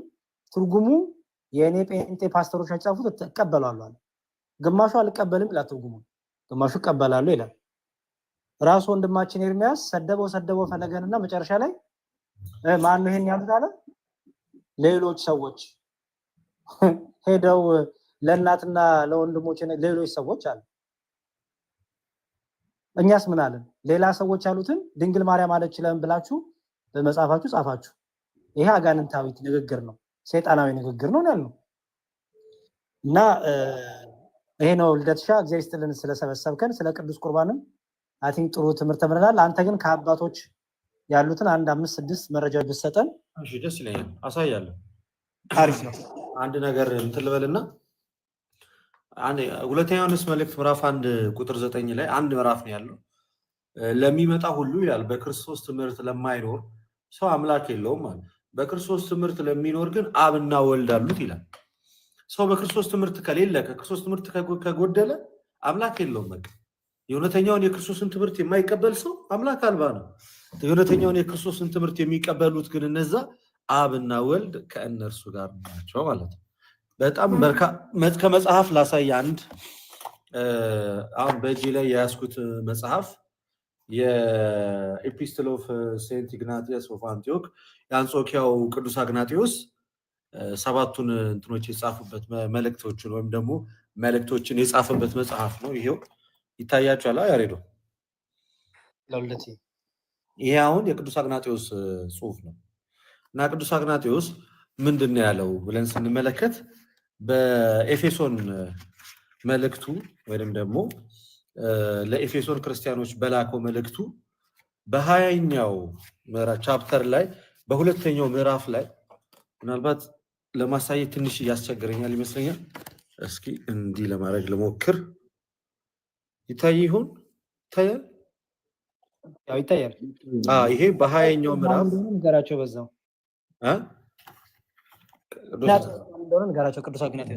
ቅዱስ አግናጢዮስ የቅዱስ ጴጥሮስ ደቀ መዝሙር ነው። የሐዋርያት ደቀ መዝሙር ነው። ጌታ በነበረበት ዘመን የነበረ ድንቅ የቤተክርስቲያን አባት ነው። ሐዋርያት በነበሩበት ዘመን ያለ አባት ነው። የሐዋርያትን ትምህርት በጆሮ የሰማ የነ ቅዱስ ጴጥሮስን የነ ቅዱስ ዮሐንስን የነ ቅዱስ ጳውሎስን ትምህርት የሰማ ነው። ስለዚህ ይህ አባት እንግዲህ ቀደም ከመጽሐፍ ቅዱስ ወስፋት አውርተናል። እኛ ታሪካዊ የክርስትናን እምነት ይዘናል። እምነታችን ከቀደሙ የቤተክርስቲያን አባቶች ጋር ይመሳሰላል በቅዱስ ቁርባን ላይ ያለን እምነት ብለን ስንናገር እንደነዚህ አይነት አባቶችን ምስክር ይዘን እና መጽሐፉን ላሳያችሁ በዚህ አጋጣሚ ስንት መልእክትም እንዳለ ምናምን የሌላችሁ ሰዎችም እንዲኖራችሁ ይኸው እንደምታዩት ነው። 7 መልእክታት አሉት። የመጀመሪያው ለኤፌሶን ቤተክርስቲያን፣ ከዛ ለማግኔዥያን፣ ከዛ ለትራሊያንስ፣ ከዛ በኋላ ለሮማን፣ ከዛ ለፊላደልፊያ፣ ከዛ ለሰመርኒያ እና ከዛ ለቅዱስ ፖሊካርፐስ። ፖሊካርፐስም እንደዚሁ የወንጌላዊ ዮሐንስ ደቀ መዝሙር እነዚህን መልእክታት ጽፏል። ከነዚህ የመጀመሪያው ለኤፌሶን ቤተክርስቲያን የጻፈው መልእክት ነው ቅዱስ አግናጢዮስ። ቅዱስ አግናጢዮስ ለኤፌሶን ቤተክርስቲያን በጻፈው መልእክቱ በምዕራፍ 20 በሁለተኛው ፓራግራፍ ላይ እንደዚህ አይነት ግልጽ የሆነ ትምህርትን አስቀምጧል። በቅዱስ ቁርባን ዙሪያ ላይ ያዝ እንግዲህ ወደቀ እንዲላል። ምን አልከኝ? በኮምፒውተር ላይ ለምን ተጠምኝ? አይ ከጎግል ሄድ ነው ኮምፒውተር ላይ አንዴ መጽሐፉን እንድታዩት ብዬ ነው። ኦኬ እንደውም በኮምፒውተር ላይ ላሳያችሁ። እሺ ዞር ላድርገው ነው። ሰው ስክሪንሻት የሚያደርግ ከሆነ ከበሩን አሳያቸውለት። ሪሶርሶችን የሚፈልግ ሰው ካለ የመጽሐፉ ከቨር ይሄ ነው። ይሄን ይመስላል። የቅዱስ አግናጢዮስ መጽሐፍ ነው። ይሄን ይመስላል። አንዴ አንድ አፍታ ከከፈትኩት አይቀር ከሱ ላይ ላሳያችሁና እሄዳለሁ፣ ወደ ሐሳቤ እሄዳለሁ። እንደዚህ ይላል። እንደምታዩት ነው። ያው ምን ብሎ ነው የሚናገረው?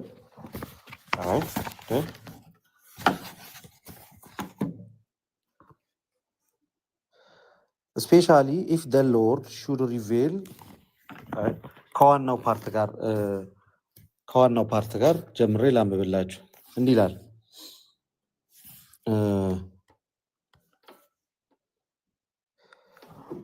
አይፎን በጣም አስቸጋሪ ነው። ቶሎ ብሎ አያመጣውም እንትኑን። ጂሰስ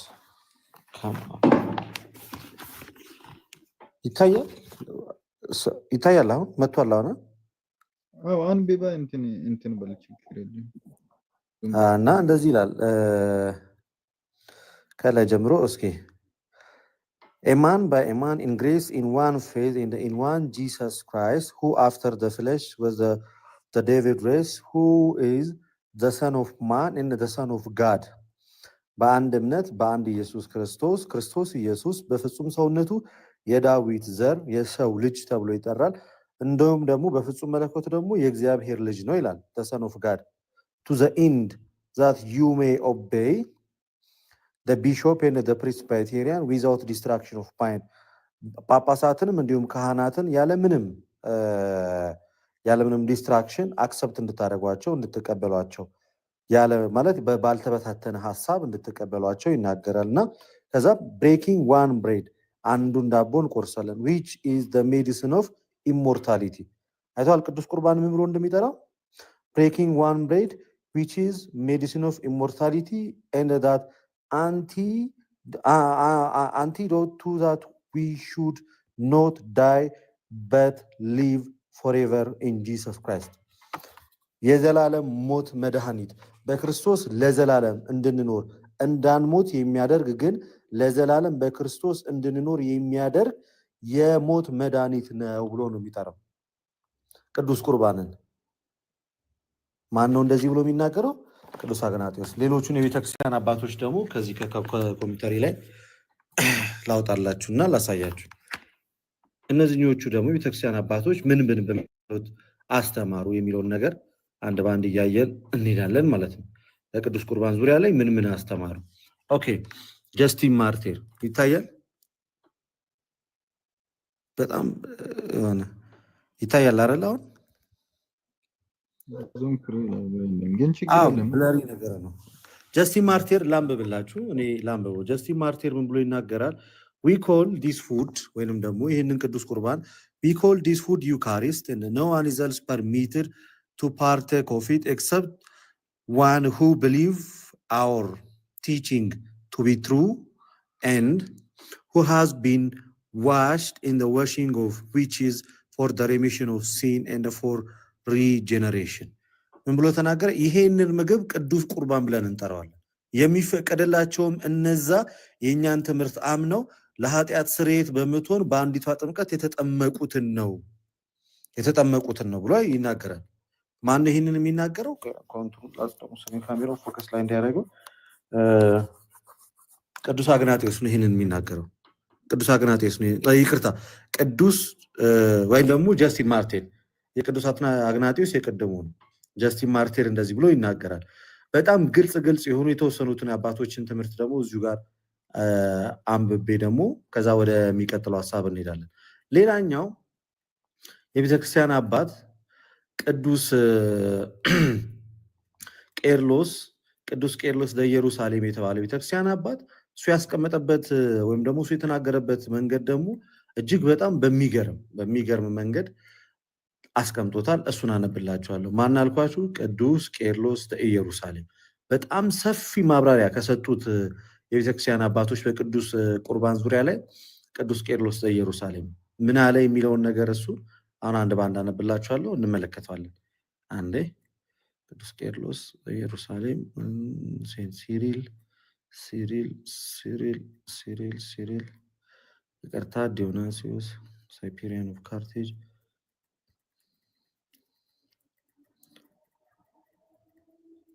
ሳትናቲስ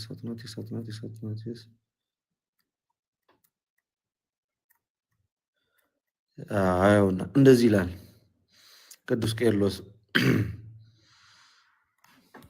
ዘኢየሩሳሌም ይሄኛው አባት ማለት ነው ምናልባት ለእናንተ ላይ ይታይ ይችላል ራቅ ካላረኩት በስተቀር ሲሪል ኦፍ ጀሩሳሌም ካቴኬቲካል ሌክቸር በ19ኛው ሌክቸሩ ላይና በ7ኛው ፓራግራፍ ላይ እንደዚህ ብሎ ይናገራል the bread and the wine of the Eucharist before the whole invocation of the adorable Trinity were simple bread and the wine ይላል በቅዱስ ቁርባን ላይ ወይኑ እና ዳቦ ከቅዱሱ ወይም ከቅዳሴው ጸሎት በፊት ኢንቮኬሽን የሚለው ቅዳሴ ነው ባይዚ ከቅዳሴው ጸሎት በፊት በስላሴ ስም በሚደረገው ከቅዳሴ ጸሎት በፊት በቀላሉ ዝም ብሎ ወይንና ዳቦ ነው አለ but after the invocation ይላል after the invocation having been made ቅዳሴው ከተቀደሰ በኋላ ይላል the bread become the body of Christ and the wine the blood of Jesus Christ ከቅዳሴው ጸሎት በኋላ ይለወጣል ብሎ ነው የሚያስተምረው ከዛ በፊት just ኖርማል ወይንም ደግሞ ሲምፕል ብሬድ እና ዋይን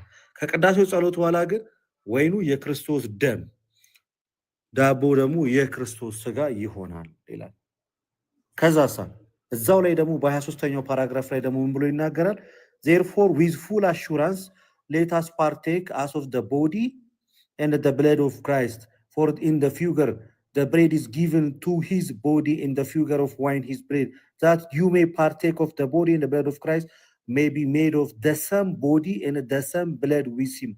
For us, we came to bear Christ in us, because his body and the blood are distributed through our members. Thus, that according to the blessed Peter, we become partaker of the divine nature. ያ ከክርስቶስ ኢየሱስ ጋር ህብረት ያለውን ቅዱስ ሥጋውና ክቡር ደሙን በምንወስድበት ሰዓት ላይ በሙሉ ሰውነታችን ይሰራጫል።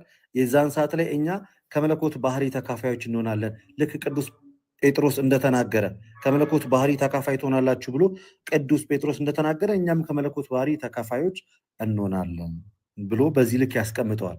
ስለምን? ስለ ቅዱስ ቁርባን እጅግ በጣም የተወደደው የቤተክርስቲያናችን አባት ቅዱስ ቄርሎስ ዘኢየሩሳሌም ይህንን ትምህርት ያስቀምጣል። እና ታዲያ አሁን እነዚህን የቤተክርስቲያን አባቶችን እያሉ እንዴት ነው እኛ ልንተው የምንችለው? ወይም ደግሞ አይ ይሄ ነገር ትክክለኛ ነገር አይደለም ልንል የምንችለው እንዴት ነው?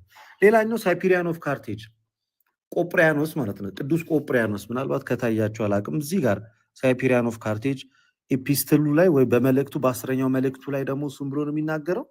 አሁን ስንተኛ አባት የጠቀስኩላችሁ ነው? 3ኛ ቤተክርስቲያን አባት ምን ብሎ ነው የሚናገረው? although you sent a letter to me in which you ask that your wish should be examined, okay, no, I'm sorry, as we ask this bread should be given to us daily, that who we are in Christ daily receive the Eucharist for the food of salvation, ለድህነታችን የምንወስደው ቅዱስ ቁርባን ነው። ሳይፒሪያን ኦፍ ካርቴጅ ወይንም ቅዱስ ቆጵሪያኖስ የቤተክርስቲያን አባት ቅዱስ ቁርባን ለምንድን ነው የምንወስደው አለ? ለድህነታችን ሳልቬሽንን ለማግኘት ነው የምንወስደው ብሎ ተናገረ። በግልጽ ነው የሚናገሩት። ሶና እኚህን ትምህርቶችን እያየን እንዴት ነው አይ በቅዱስ ቁርባን ላይ ያለው ነገር የተሳሳተ ነው ብለን የምንናገረው? እንደገና ደግሞ ኦሪገን ብዙ ፕሮቴስታንቶች ይጠቅሱታል። ባይዜ በእኛ በኩል እንደ ሊቅ ቢታይም እሱ ምን ብሎ ነው የሚያምነው? but we give thanks to the creator of all, and along with thanksgiving prayer for the blessing we have received, we also eat the bread presented to us, and this bread becomes by prayer sacred body. ይህ ዳቦ እኛ ጋር የሚቀርበው በጸሎቱ ወይም ደግሞ በሚደረገው ጸሎት ቅዱስ ሥጋ ይሆናል፣ ወይም ደግሞ የክርስቶስ እውነተኛ ሥጋ ይሆናል። which sanctifies those who sincerely partake of it, እነዛ በእምነት ሆነው የሚቀበሉትን ወይንም ደግሞ በሚገባ ለሚቀበሉት ለነዛ ሰዎች ምን ይሆንላቸዋል አለ? ይቀድሳቸዋል ብሎ ይናገራል። ምኑ ነው የሚቀድሳቸው? ቅዱስ ቁርባን። ታዲያ እንዴት ነው ይሄንን ትምህርት ምን ክደው? ሂፖላቲየስ ደግሞ ብሎ ነው የሚናገረው ፍራግመንቱን ፕሩቭ come eat of my bread and drink of the wine which I have mingled for you, by which means that he give his divine flesh and honored blood to us to eat and to drink it for the remission of sins. ኑ ይሄንን ዳቦ ብሉ ይሄንን ወይን ጠጡ ብሎ በተናገረ ሰዓት ላይ እያካፈለን ያለው የመለኮታዊ ሥጋውን ነው። ያም ደግሞ የምንበላውና የምንጠጣው ለኃጢአት ይቅርታ የሚሆን ነው። ቅዱስ ሂፖላቲየስ ወይም ደግሞ አውሪዳሪዮስ የምንለው በቤተክርስቲያናችን ማለት ነው። እንደዚህ አይነት ድንቅ የቤተክርስቲያን አባቶች በቅዱስ ቁርባን ዙሪያ ላይ ግልጽ የሆነ ትምህርቶችን ሰጥተውናል። ኢራኒየስ ኦፍ ሊዮን የመጨረሻ 5ኛውን ደግሞ ቅዱስ ኢራኒየስ አጌነስት ሄሬሲስ ቡክ 5 ቻፕተር 2 ላይ ደግሞ ብሎ ነው የሚናገረው but if indeed do not attain salvation, then neither did the Lord redeem us with his blood, nor in his the cup of Eucharist, the communion of his blood, nor bread which we break, the communion of his body. Indeed salvationን አቴን ልናረግ አንችልም ምን ካልሆን በስተቀር ስለኛ ቤዛ ሆኖ ደሙን የሰጠንን በዛ በካፕ ወይም ደግሞ በዛች በዋንጫ ውስጥ የምናየው የክርስቶስ ኢየሱስ ቅዱስ ቁርባኑን ነው፣ ደሙን እና ሥጋውን። ያንንም በምንበላ ሰዓት ላይ ያንንም በምንቆርስ ሰዓት ላይ ከእርሱ ከኢየሱስ ክርስቶስ ከእውነተኛ ሥጋው ጋር ህብረት አለን ብሎ ይናገራል። ማን ነው የሚናገረው? ታላቁ የቤተክርስቲያን አባት ቅዱስ ኢራኒየስ። ስለዚህ እንደነዚህ አይነት ግልጽ የሆኑ ትምህርቶችን እያየን ምን ብለን ምን ክደው ሃው ማንን ነው የምናምነው? ፕሮቴስታንቱን ነው የምናምነው ወይስ ደግሞ የቤተክርስቲያን አባቶችን ነው የምናምነው? በዚህ ዙሪያ ላይ እጅግ በጣም ግልጽ የሆኑ ትምህርቶችን ያስተማሩንን ማለት ነው። ስለዚህ ይህንን ይመስላል። ሌላ ክብርልኝ መዝሙር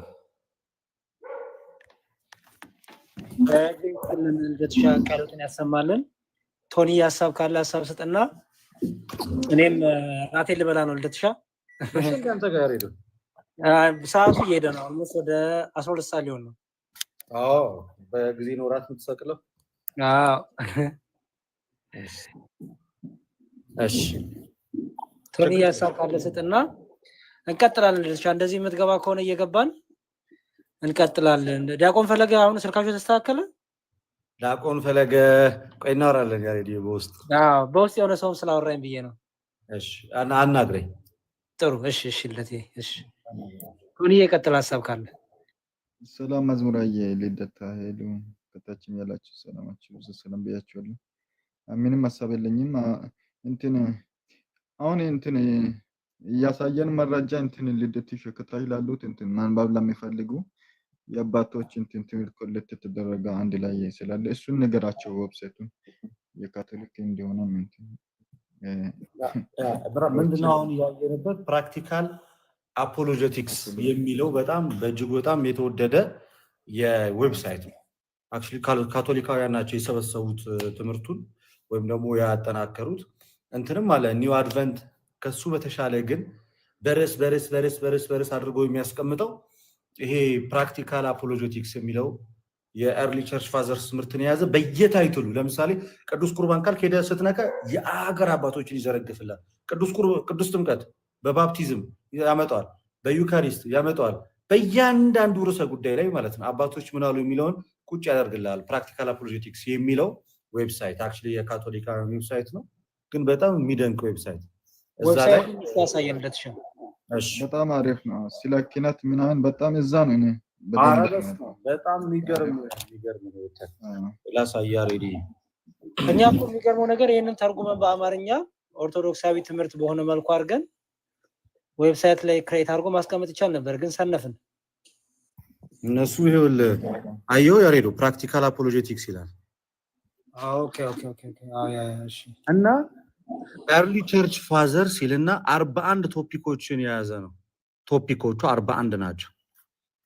ከዛ ውስጥ አጌንስት ሶላ ስክሪፕቹራ፣ አጌንስት ካልቪኒዝም በስማ በቃ የሚገርም አጌንስት ካልቪኒዝም የአባቶችን ትምህርት፣ አጌንስት ሶላ ስክሪፕቹራ፣ አፖስቶሊክ ሰክሴሽን፣ ባፕቲዝም በቃ በጣም ብዙ ነገር፣ ኢተርናል ሄል፣ ፌዝ ኤንድ ወርክስ፣ ዩካሪስት፣ ቅዱስ ቁርባን፣ ስለመቤታችን፣ ስለ ቅዱሳን፣ ስለ አጽማቸው፣ ስለ ቅዱሳት ስዕላት፣ ስለ መስቀል፣ ስለ ሆሊ ትራዲሽን ምናምን ስለ ብዙ ነገር የአባቶችን ትምህርት ዘርዝሮ የያዘ እንትን ምንድን ነው የሚለው እንትኑ እዚህ ጋር እንደምታዩት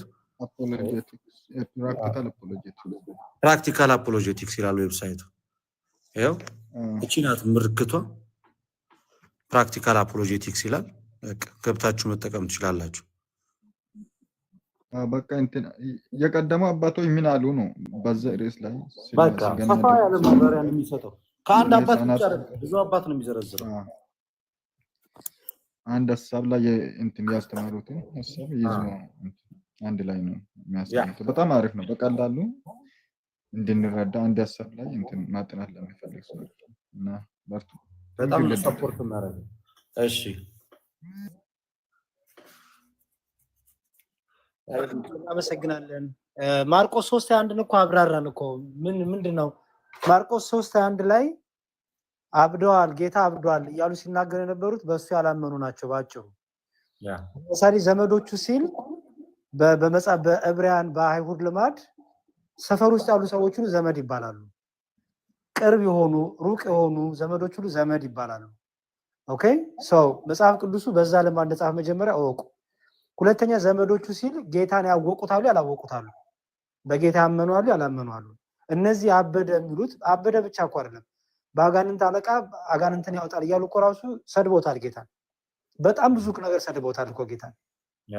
እንዴት አንተ 50 ዓመት ያልሞላ አብርሃምን አይቻለሁ ትላለህ እያሉ በጣም ብዙ ይቀልዱበታል ጌታ ላይ ይሳለቁበታል። ሰው ማርቆስ 3:1 ሆነ ሉቃስ ላይ ያለው መተው አበደ እያሉ የሚያወሩት እነማን ናቸው? ያላመኑበት። ምክንያቱም ሰዎች እንዲከተሉት ጌታን አይፈልጉም። ምክንያቱም ብዙ ሰው ጌታን ይወደው ይከተለው ጀመር። ስለዚህ ወሬ ያነሱበታል። ሰዎች እንዳይከተሉት ብዙ ሰው እየተከተለው ስለሆነ ምን ይሻላል ያሉ ይጨነቁ ነበረ ጸሐፍቱ፣ ፈሪሳውያኑ፣ ሊቀ ካህናቶቹ። ስለዚህ ምንድነው የሚያደርጉት? እሱ እኮ በአጋንንት መንፈሱን አጋንንት የሚያወጣ አትመኑት ይላሉ። እሱ እኮ እብድ ነው ይላሉ። ክብር ይግባውና ጌታችን እንዲያው ሰዎች በእሱ የካዱትን የተናገሩትን ነገር መናገር መድገም በጣም ቢያስጠላንም ደስ ባይለንም ግን ደግሞ ማን ያለውን የሚለው ማወቅ አለባቸው። እኛ ከጴንጤዎቹ ጋር ጸባችን ቃሉ የለም አይደለም፣ ቃሉማ አለ። ቃሉ መጽሐፍ ቅዱስ ላይ ተቀምጧል። ኦኬ፣ ግን ቃሉን የተናገሩት ላይ ነው ችግሩ። እኛ ቃሉን የተናገሩት በዛው መጽሐፉ እንደሚነግረን በጌታ ያላመኑ በጌታ የሚያላግጡ የሚሳለቁ ናቸው። የጴንጤዎቹ መጽሐፍ ግን ቃሉን የተናገሩት ብሎ የፈታው ምን ብሎ ነው ማብራሪያው? እናቱና ወንድሞቹም ድንግል ማርያም እና ሐዋርያቶቹ ወንድሞች ሰው ሐዋርያቶች ናቸው። እነሱ ናቸው ክርስቶስን አብዷል ያሉት ብለው ይሄን ፍቺ ሰጡት። ይሄ በእነሱ መጽሐፍ ቅዱስ የተቀመጠ ነው። ይሄ አጋንንታዊ ትምህርት ነው እያልን ያለው። ቃሉ የለም ያለ ማንም የለም፣ ቃሉማ አለ። ቃሉ ግን ሲብራራ ድንግል ማርያም ናት ያለችው ልጇን ብሎ ማስቀመጥ ይሄ አጋንንታዊ ነው፣ ይሄ ሰይጣናዊ ነው። ምክንያቱም የውሸት ምስክርን ለእውነት እናቱ መስጠት በጣም በጣም ትክክል ያልሆነ ነውርም ነው፣ ምን ፍቅርናም ነው። እና ይሄን ነው ያለው ነው ለቴ በጣም ልክ ነው። መዝሙር ሉቃስ ላይ አሁን ጸጋን ተሞላሽ የሚሉን አውጥቶታል፣ ቃሉን ራሱ አውጥቶታል። እና ኢሳይያስ 7 ላይ የሚናገረውን ስለ ማርያም እንደምትወልድ ምናምን ትንቢት የተናገረውን እሱን አንድምታቸው ላይ ምንድነው ያሉት? የኢሳይያስ ሚስት ናት ምናምን። በጣም ከባድ ነው መጽሐፍ ራሱ። በጣም ብዙ ዝገት ፓርቶች አሉት። በጣም የማጠብቀው ጽሁፎች ናቸው ውስጡ ያሉት። የሚገራርሙ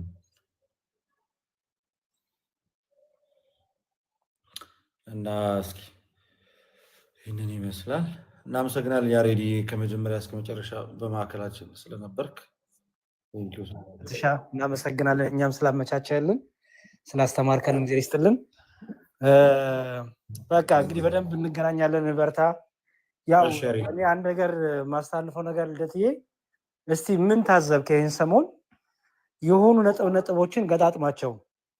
ትናንት እኔ ቁጭ እያሰብኩ ነበረ በሚዲያው እየሆነ ያለውን በውስጥ ቤተክርስቲያን ውስጥ እየሆነ ያለውን ፈተናውን እና ገጣጥማቸው። መቼም ይሄ ፓስተር ዮናታን የሚባል ሰው ጥሩ ነው። አንዳንዴ ሚስጥር ያወጣል። ባለፈው አለቱ ለሁለት ተሰነጠቀ ብሎ ሚስጥር አወጣባቸው እቅዳቸው። አሁን ደግሞ ምን አለ ባለፈው ኦልሬዲ ጳጳሳቱና አባቶች በእጃችን ስር ናቸው። የቀረን ቲክቶከር የቀረው እኮ ልደቱ ብሎ ስም መጥራት የቀረው ዮናታን የቀረው ቲክቶከሮች ናቸው የቀሩት አለ። ስለዚህ ኦርጋናይዝ እያደረጉ ያሉት ነገር አለ ማለት ነው። እየሰሩ ያሉት ነገር አለ ማለት ነው። ሰውየው ስሜታዊ የሆነ ያው ቶሎ ይለፈልፋል፣ ብዙ ነገር ያወራል።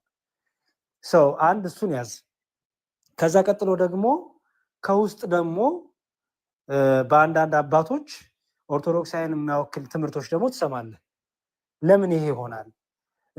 ከውጭ ደግሞ በተሐድሶና ጴንጤው ደግሞ በቃ ጦሩን ሲወረውር ታያለህ። ይሄ ሁሉ ግን ኦርቶዶክስ ቤተክርስቲያን ነው አታክ የሚደረገው ቤተክርስቲያኗ ላይ አጀንዳ እና የሆነ ነገር በቃ ፕላን ያደረጉት እንዳለ ያስታውቃል። እና ቁጭ እያሰብኩት ነው። ስለዚህ ከኛ ምን ይፈልጋል? ብልጥነት፣ ማስተዋል፣ ምን የአይናችንን ከፍተን ማየት፣ በጣም አርቀን ማየት ያስፈልጋል። ምዕመኑንም ጭምር ማለት ነው። እኛ የምናስተምረውም የሚሰማንም የሚማረውም ብልሆችና አስተዋዮች ምን እየተደረገብን ነው የሚለው። እስቲ የትኛው ሙስሊም ነው ተሐድሶ ላይ ጥያቄ የሚያነሳ አለ? የለም። ሙስሊም ተነሳ ኦርቶዶክስ ላይ ነው። የትኛው ተሐድሶ ነው እስቲ ጴንጤ ላይ ራሱ የሚጠይቅ? የለም። ጸጥ ነው። የትኛው ተሐድሶ ነው ሙስሊምን የሚጠይቅ? የለም። ሁሉም ጴንጤውም ተሐድሶውም ፍቅር ሲዝሙም ማንም ይምጣ ኦርቶዶክስ ላይ እና ምንድን ነው የሚለውን ነገር በደንብ ልታስተውሉ ይገባል። እና መቼም ሌባ ንብረት ያለበት ቦታ ላይ መጥቶ የሚዘርፈው ንብረት ወርቅ ያለበት ሀብት ያለበት። ስለዚህ የታየ ነገር አለ ማለት ነው። እኛ ጋር እውነት አለ ማለት ነው። ሰይጣን እንደዚህ የሚጨንቀው ዓለም እንደዚህ የሚጨንቀው ቤተክርስቲያኑን ለማፍረስ ሁሉም በየፊናው የሚጣጣረው በቃ የተነገረላት ቃል አለ። የሲኦል ደጆች አይችሏትም፣ የገሃነም ደጆች አይችሏትም ተብሏል። ሊነቀንቋት ሊፈትኗት ይችላሉ፣ ባህሪያቸውን እየቀያየሩ ከውስጥም ከውጭም ግን ተሐድሶም ይሁን መናፍቅም ይሁን ማንም ይሁን ቤተክርስቲያን ትቀጥላለች፣ እነሱ ያልፋሉ። ከኛ ግን ከሚጸኑት ከሚበረቱት ከሚያስተውሉት ጥበብ ትዕግስት ካላቸው መሆን ስላለብን በደንብ አድርገን ይሄን ነገር ሰውን አዌር ማድረግ አለብን ብዬ አስባለሁ። ሰው በደንብ ጭንቅላቱን አይምሮን አይኑን ከፍቶ ልቡን ከፍቶ በደንብ እንዲያይ እየተደረገ ያለውን ነገር እንዲያስተውለው ማለት ነው። የሆነ ድንዝዝ ያለ ነገር እያየው ስለሆነ በቃ መንቃት ያስፈልጋል ባይ ነኝ። በውስጥም አንዳንድ ብር እየተከፈላቸው ኦርቶዶክስ መሆን በቃ ይቅርብኝ ጴንጤ ልሁን የሚሉም ስላሉ በጣም በቃ ውስብስብ ነው ያለው ነገር እና ከኛ በጣም ማስተዋል ይፈልጋል ብዬ አስባለሁ። ለተሻና መናበብ፣ መታየት፣ መጠባበቅ፣ እኔ ልደትን መጠበቅ፣ ልደትን መጠበቅ፣ እኛ ወንድምናቶቻችንን መጠበቅ። ምክንያቱም ማንም እየራራልን አይደለም፣ ለቤተክርስቲያን ማንም ይራራ የለም። በቃ እኛው ልጆቿ ካልጠበቅናት፣ እኛው ልጆቿ ካላጸናን እንደምታዩት ጦሩ ሁሉ እየተወረወረ ያለው ኦርቶዶክስ ነው። ፖለቲካውም ይመጣል፣ መንግስትም ይመጣል፣ የሆነ ድርጅት ይመጣል፣ የሆነ እምነት ተቋም ይመጣል። በቃ ሁሉም ኦርቶዶክስ ነው። ኦርቶዶክስ የሚለው ስምና ገድላት ድርሳናት የብዙ ሰዎች ኪራይ መክፈያ ሆኗል። የብዙ ሰዎች ጡጦ መግዣ፣ ዳይፐር መግዣ ሆኗል። ምክንያቱም ገቢ ሆኗል። በቃ ገንዘብ የሚሰራበት ሆኗል። ሰው መሰብሰቢያ ሆኗል ማለት ነው እና በደንብ አድርገን ልናስተውል ያስፈልጋል የሚለውን እችናት መልእክቴ ልደትዬ። በተረፈ ቃሉ ታሰማልን፣ ይበርቱ፣ ያስተምሩን እንደዚህ እየመጡ በርሲሳ እና እኔ እግዚአብሔር ይስጥልን፣ ቃሉ ያሰማልን። ቆንጆ መልእክት ነው። ነገሮች አሁን እውነት ነው በእርጋታ ሊታዩበት የሚችሉበት ሰዓት ላይ ነው ያሉት፣ ያስታውቃሉ። ነገሮች ወደዛ ነው እየመሩ ያሉት። እግዚአብሔር አምላክ ቤተክርስቲያናችን ይጠብቅልን። ከዚህ በላይ ደግሞ እኛ ነገሮችን የምናስተውልበትን ነገር ያድለን። ቆንጆ መልእክትን ያስተላለፍኩ ያሬድ እኔ ለውጣ ነው። እግዚአብሔር ይስጥልኝ። ቶንዬ በርታ። ሁላችሁንም ጉጉ ሰላም ብያለሁ። ሄሉ ሁላችሁንም ሰላም ብያለሁ። በቃ በርቱልን። እሺ ለትሻ እሺ ያሬድ መልካም ጊዜ ያሬድ። ኦኬ ልደትሻ አንተ ትቆያለህ እንዴ? እኔ ልተኛ ነው። ደከመኝ። ተኛ። አይ እስኪ ደግሞ ወደ ቀጣይ መርሃ ግብራችን ደግሞ እስኪ እናከናውን። ደግሞ ባለን ሰዓት ዝም ብለን ተጋብዛል። ወንድማችን እንወዳለን። በርታ። አሜን። ቶኒ ይበርታል።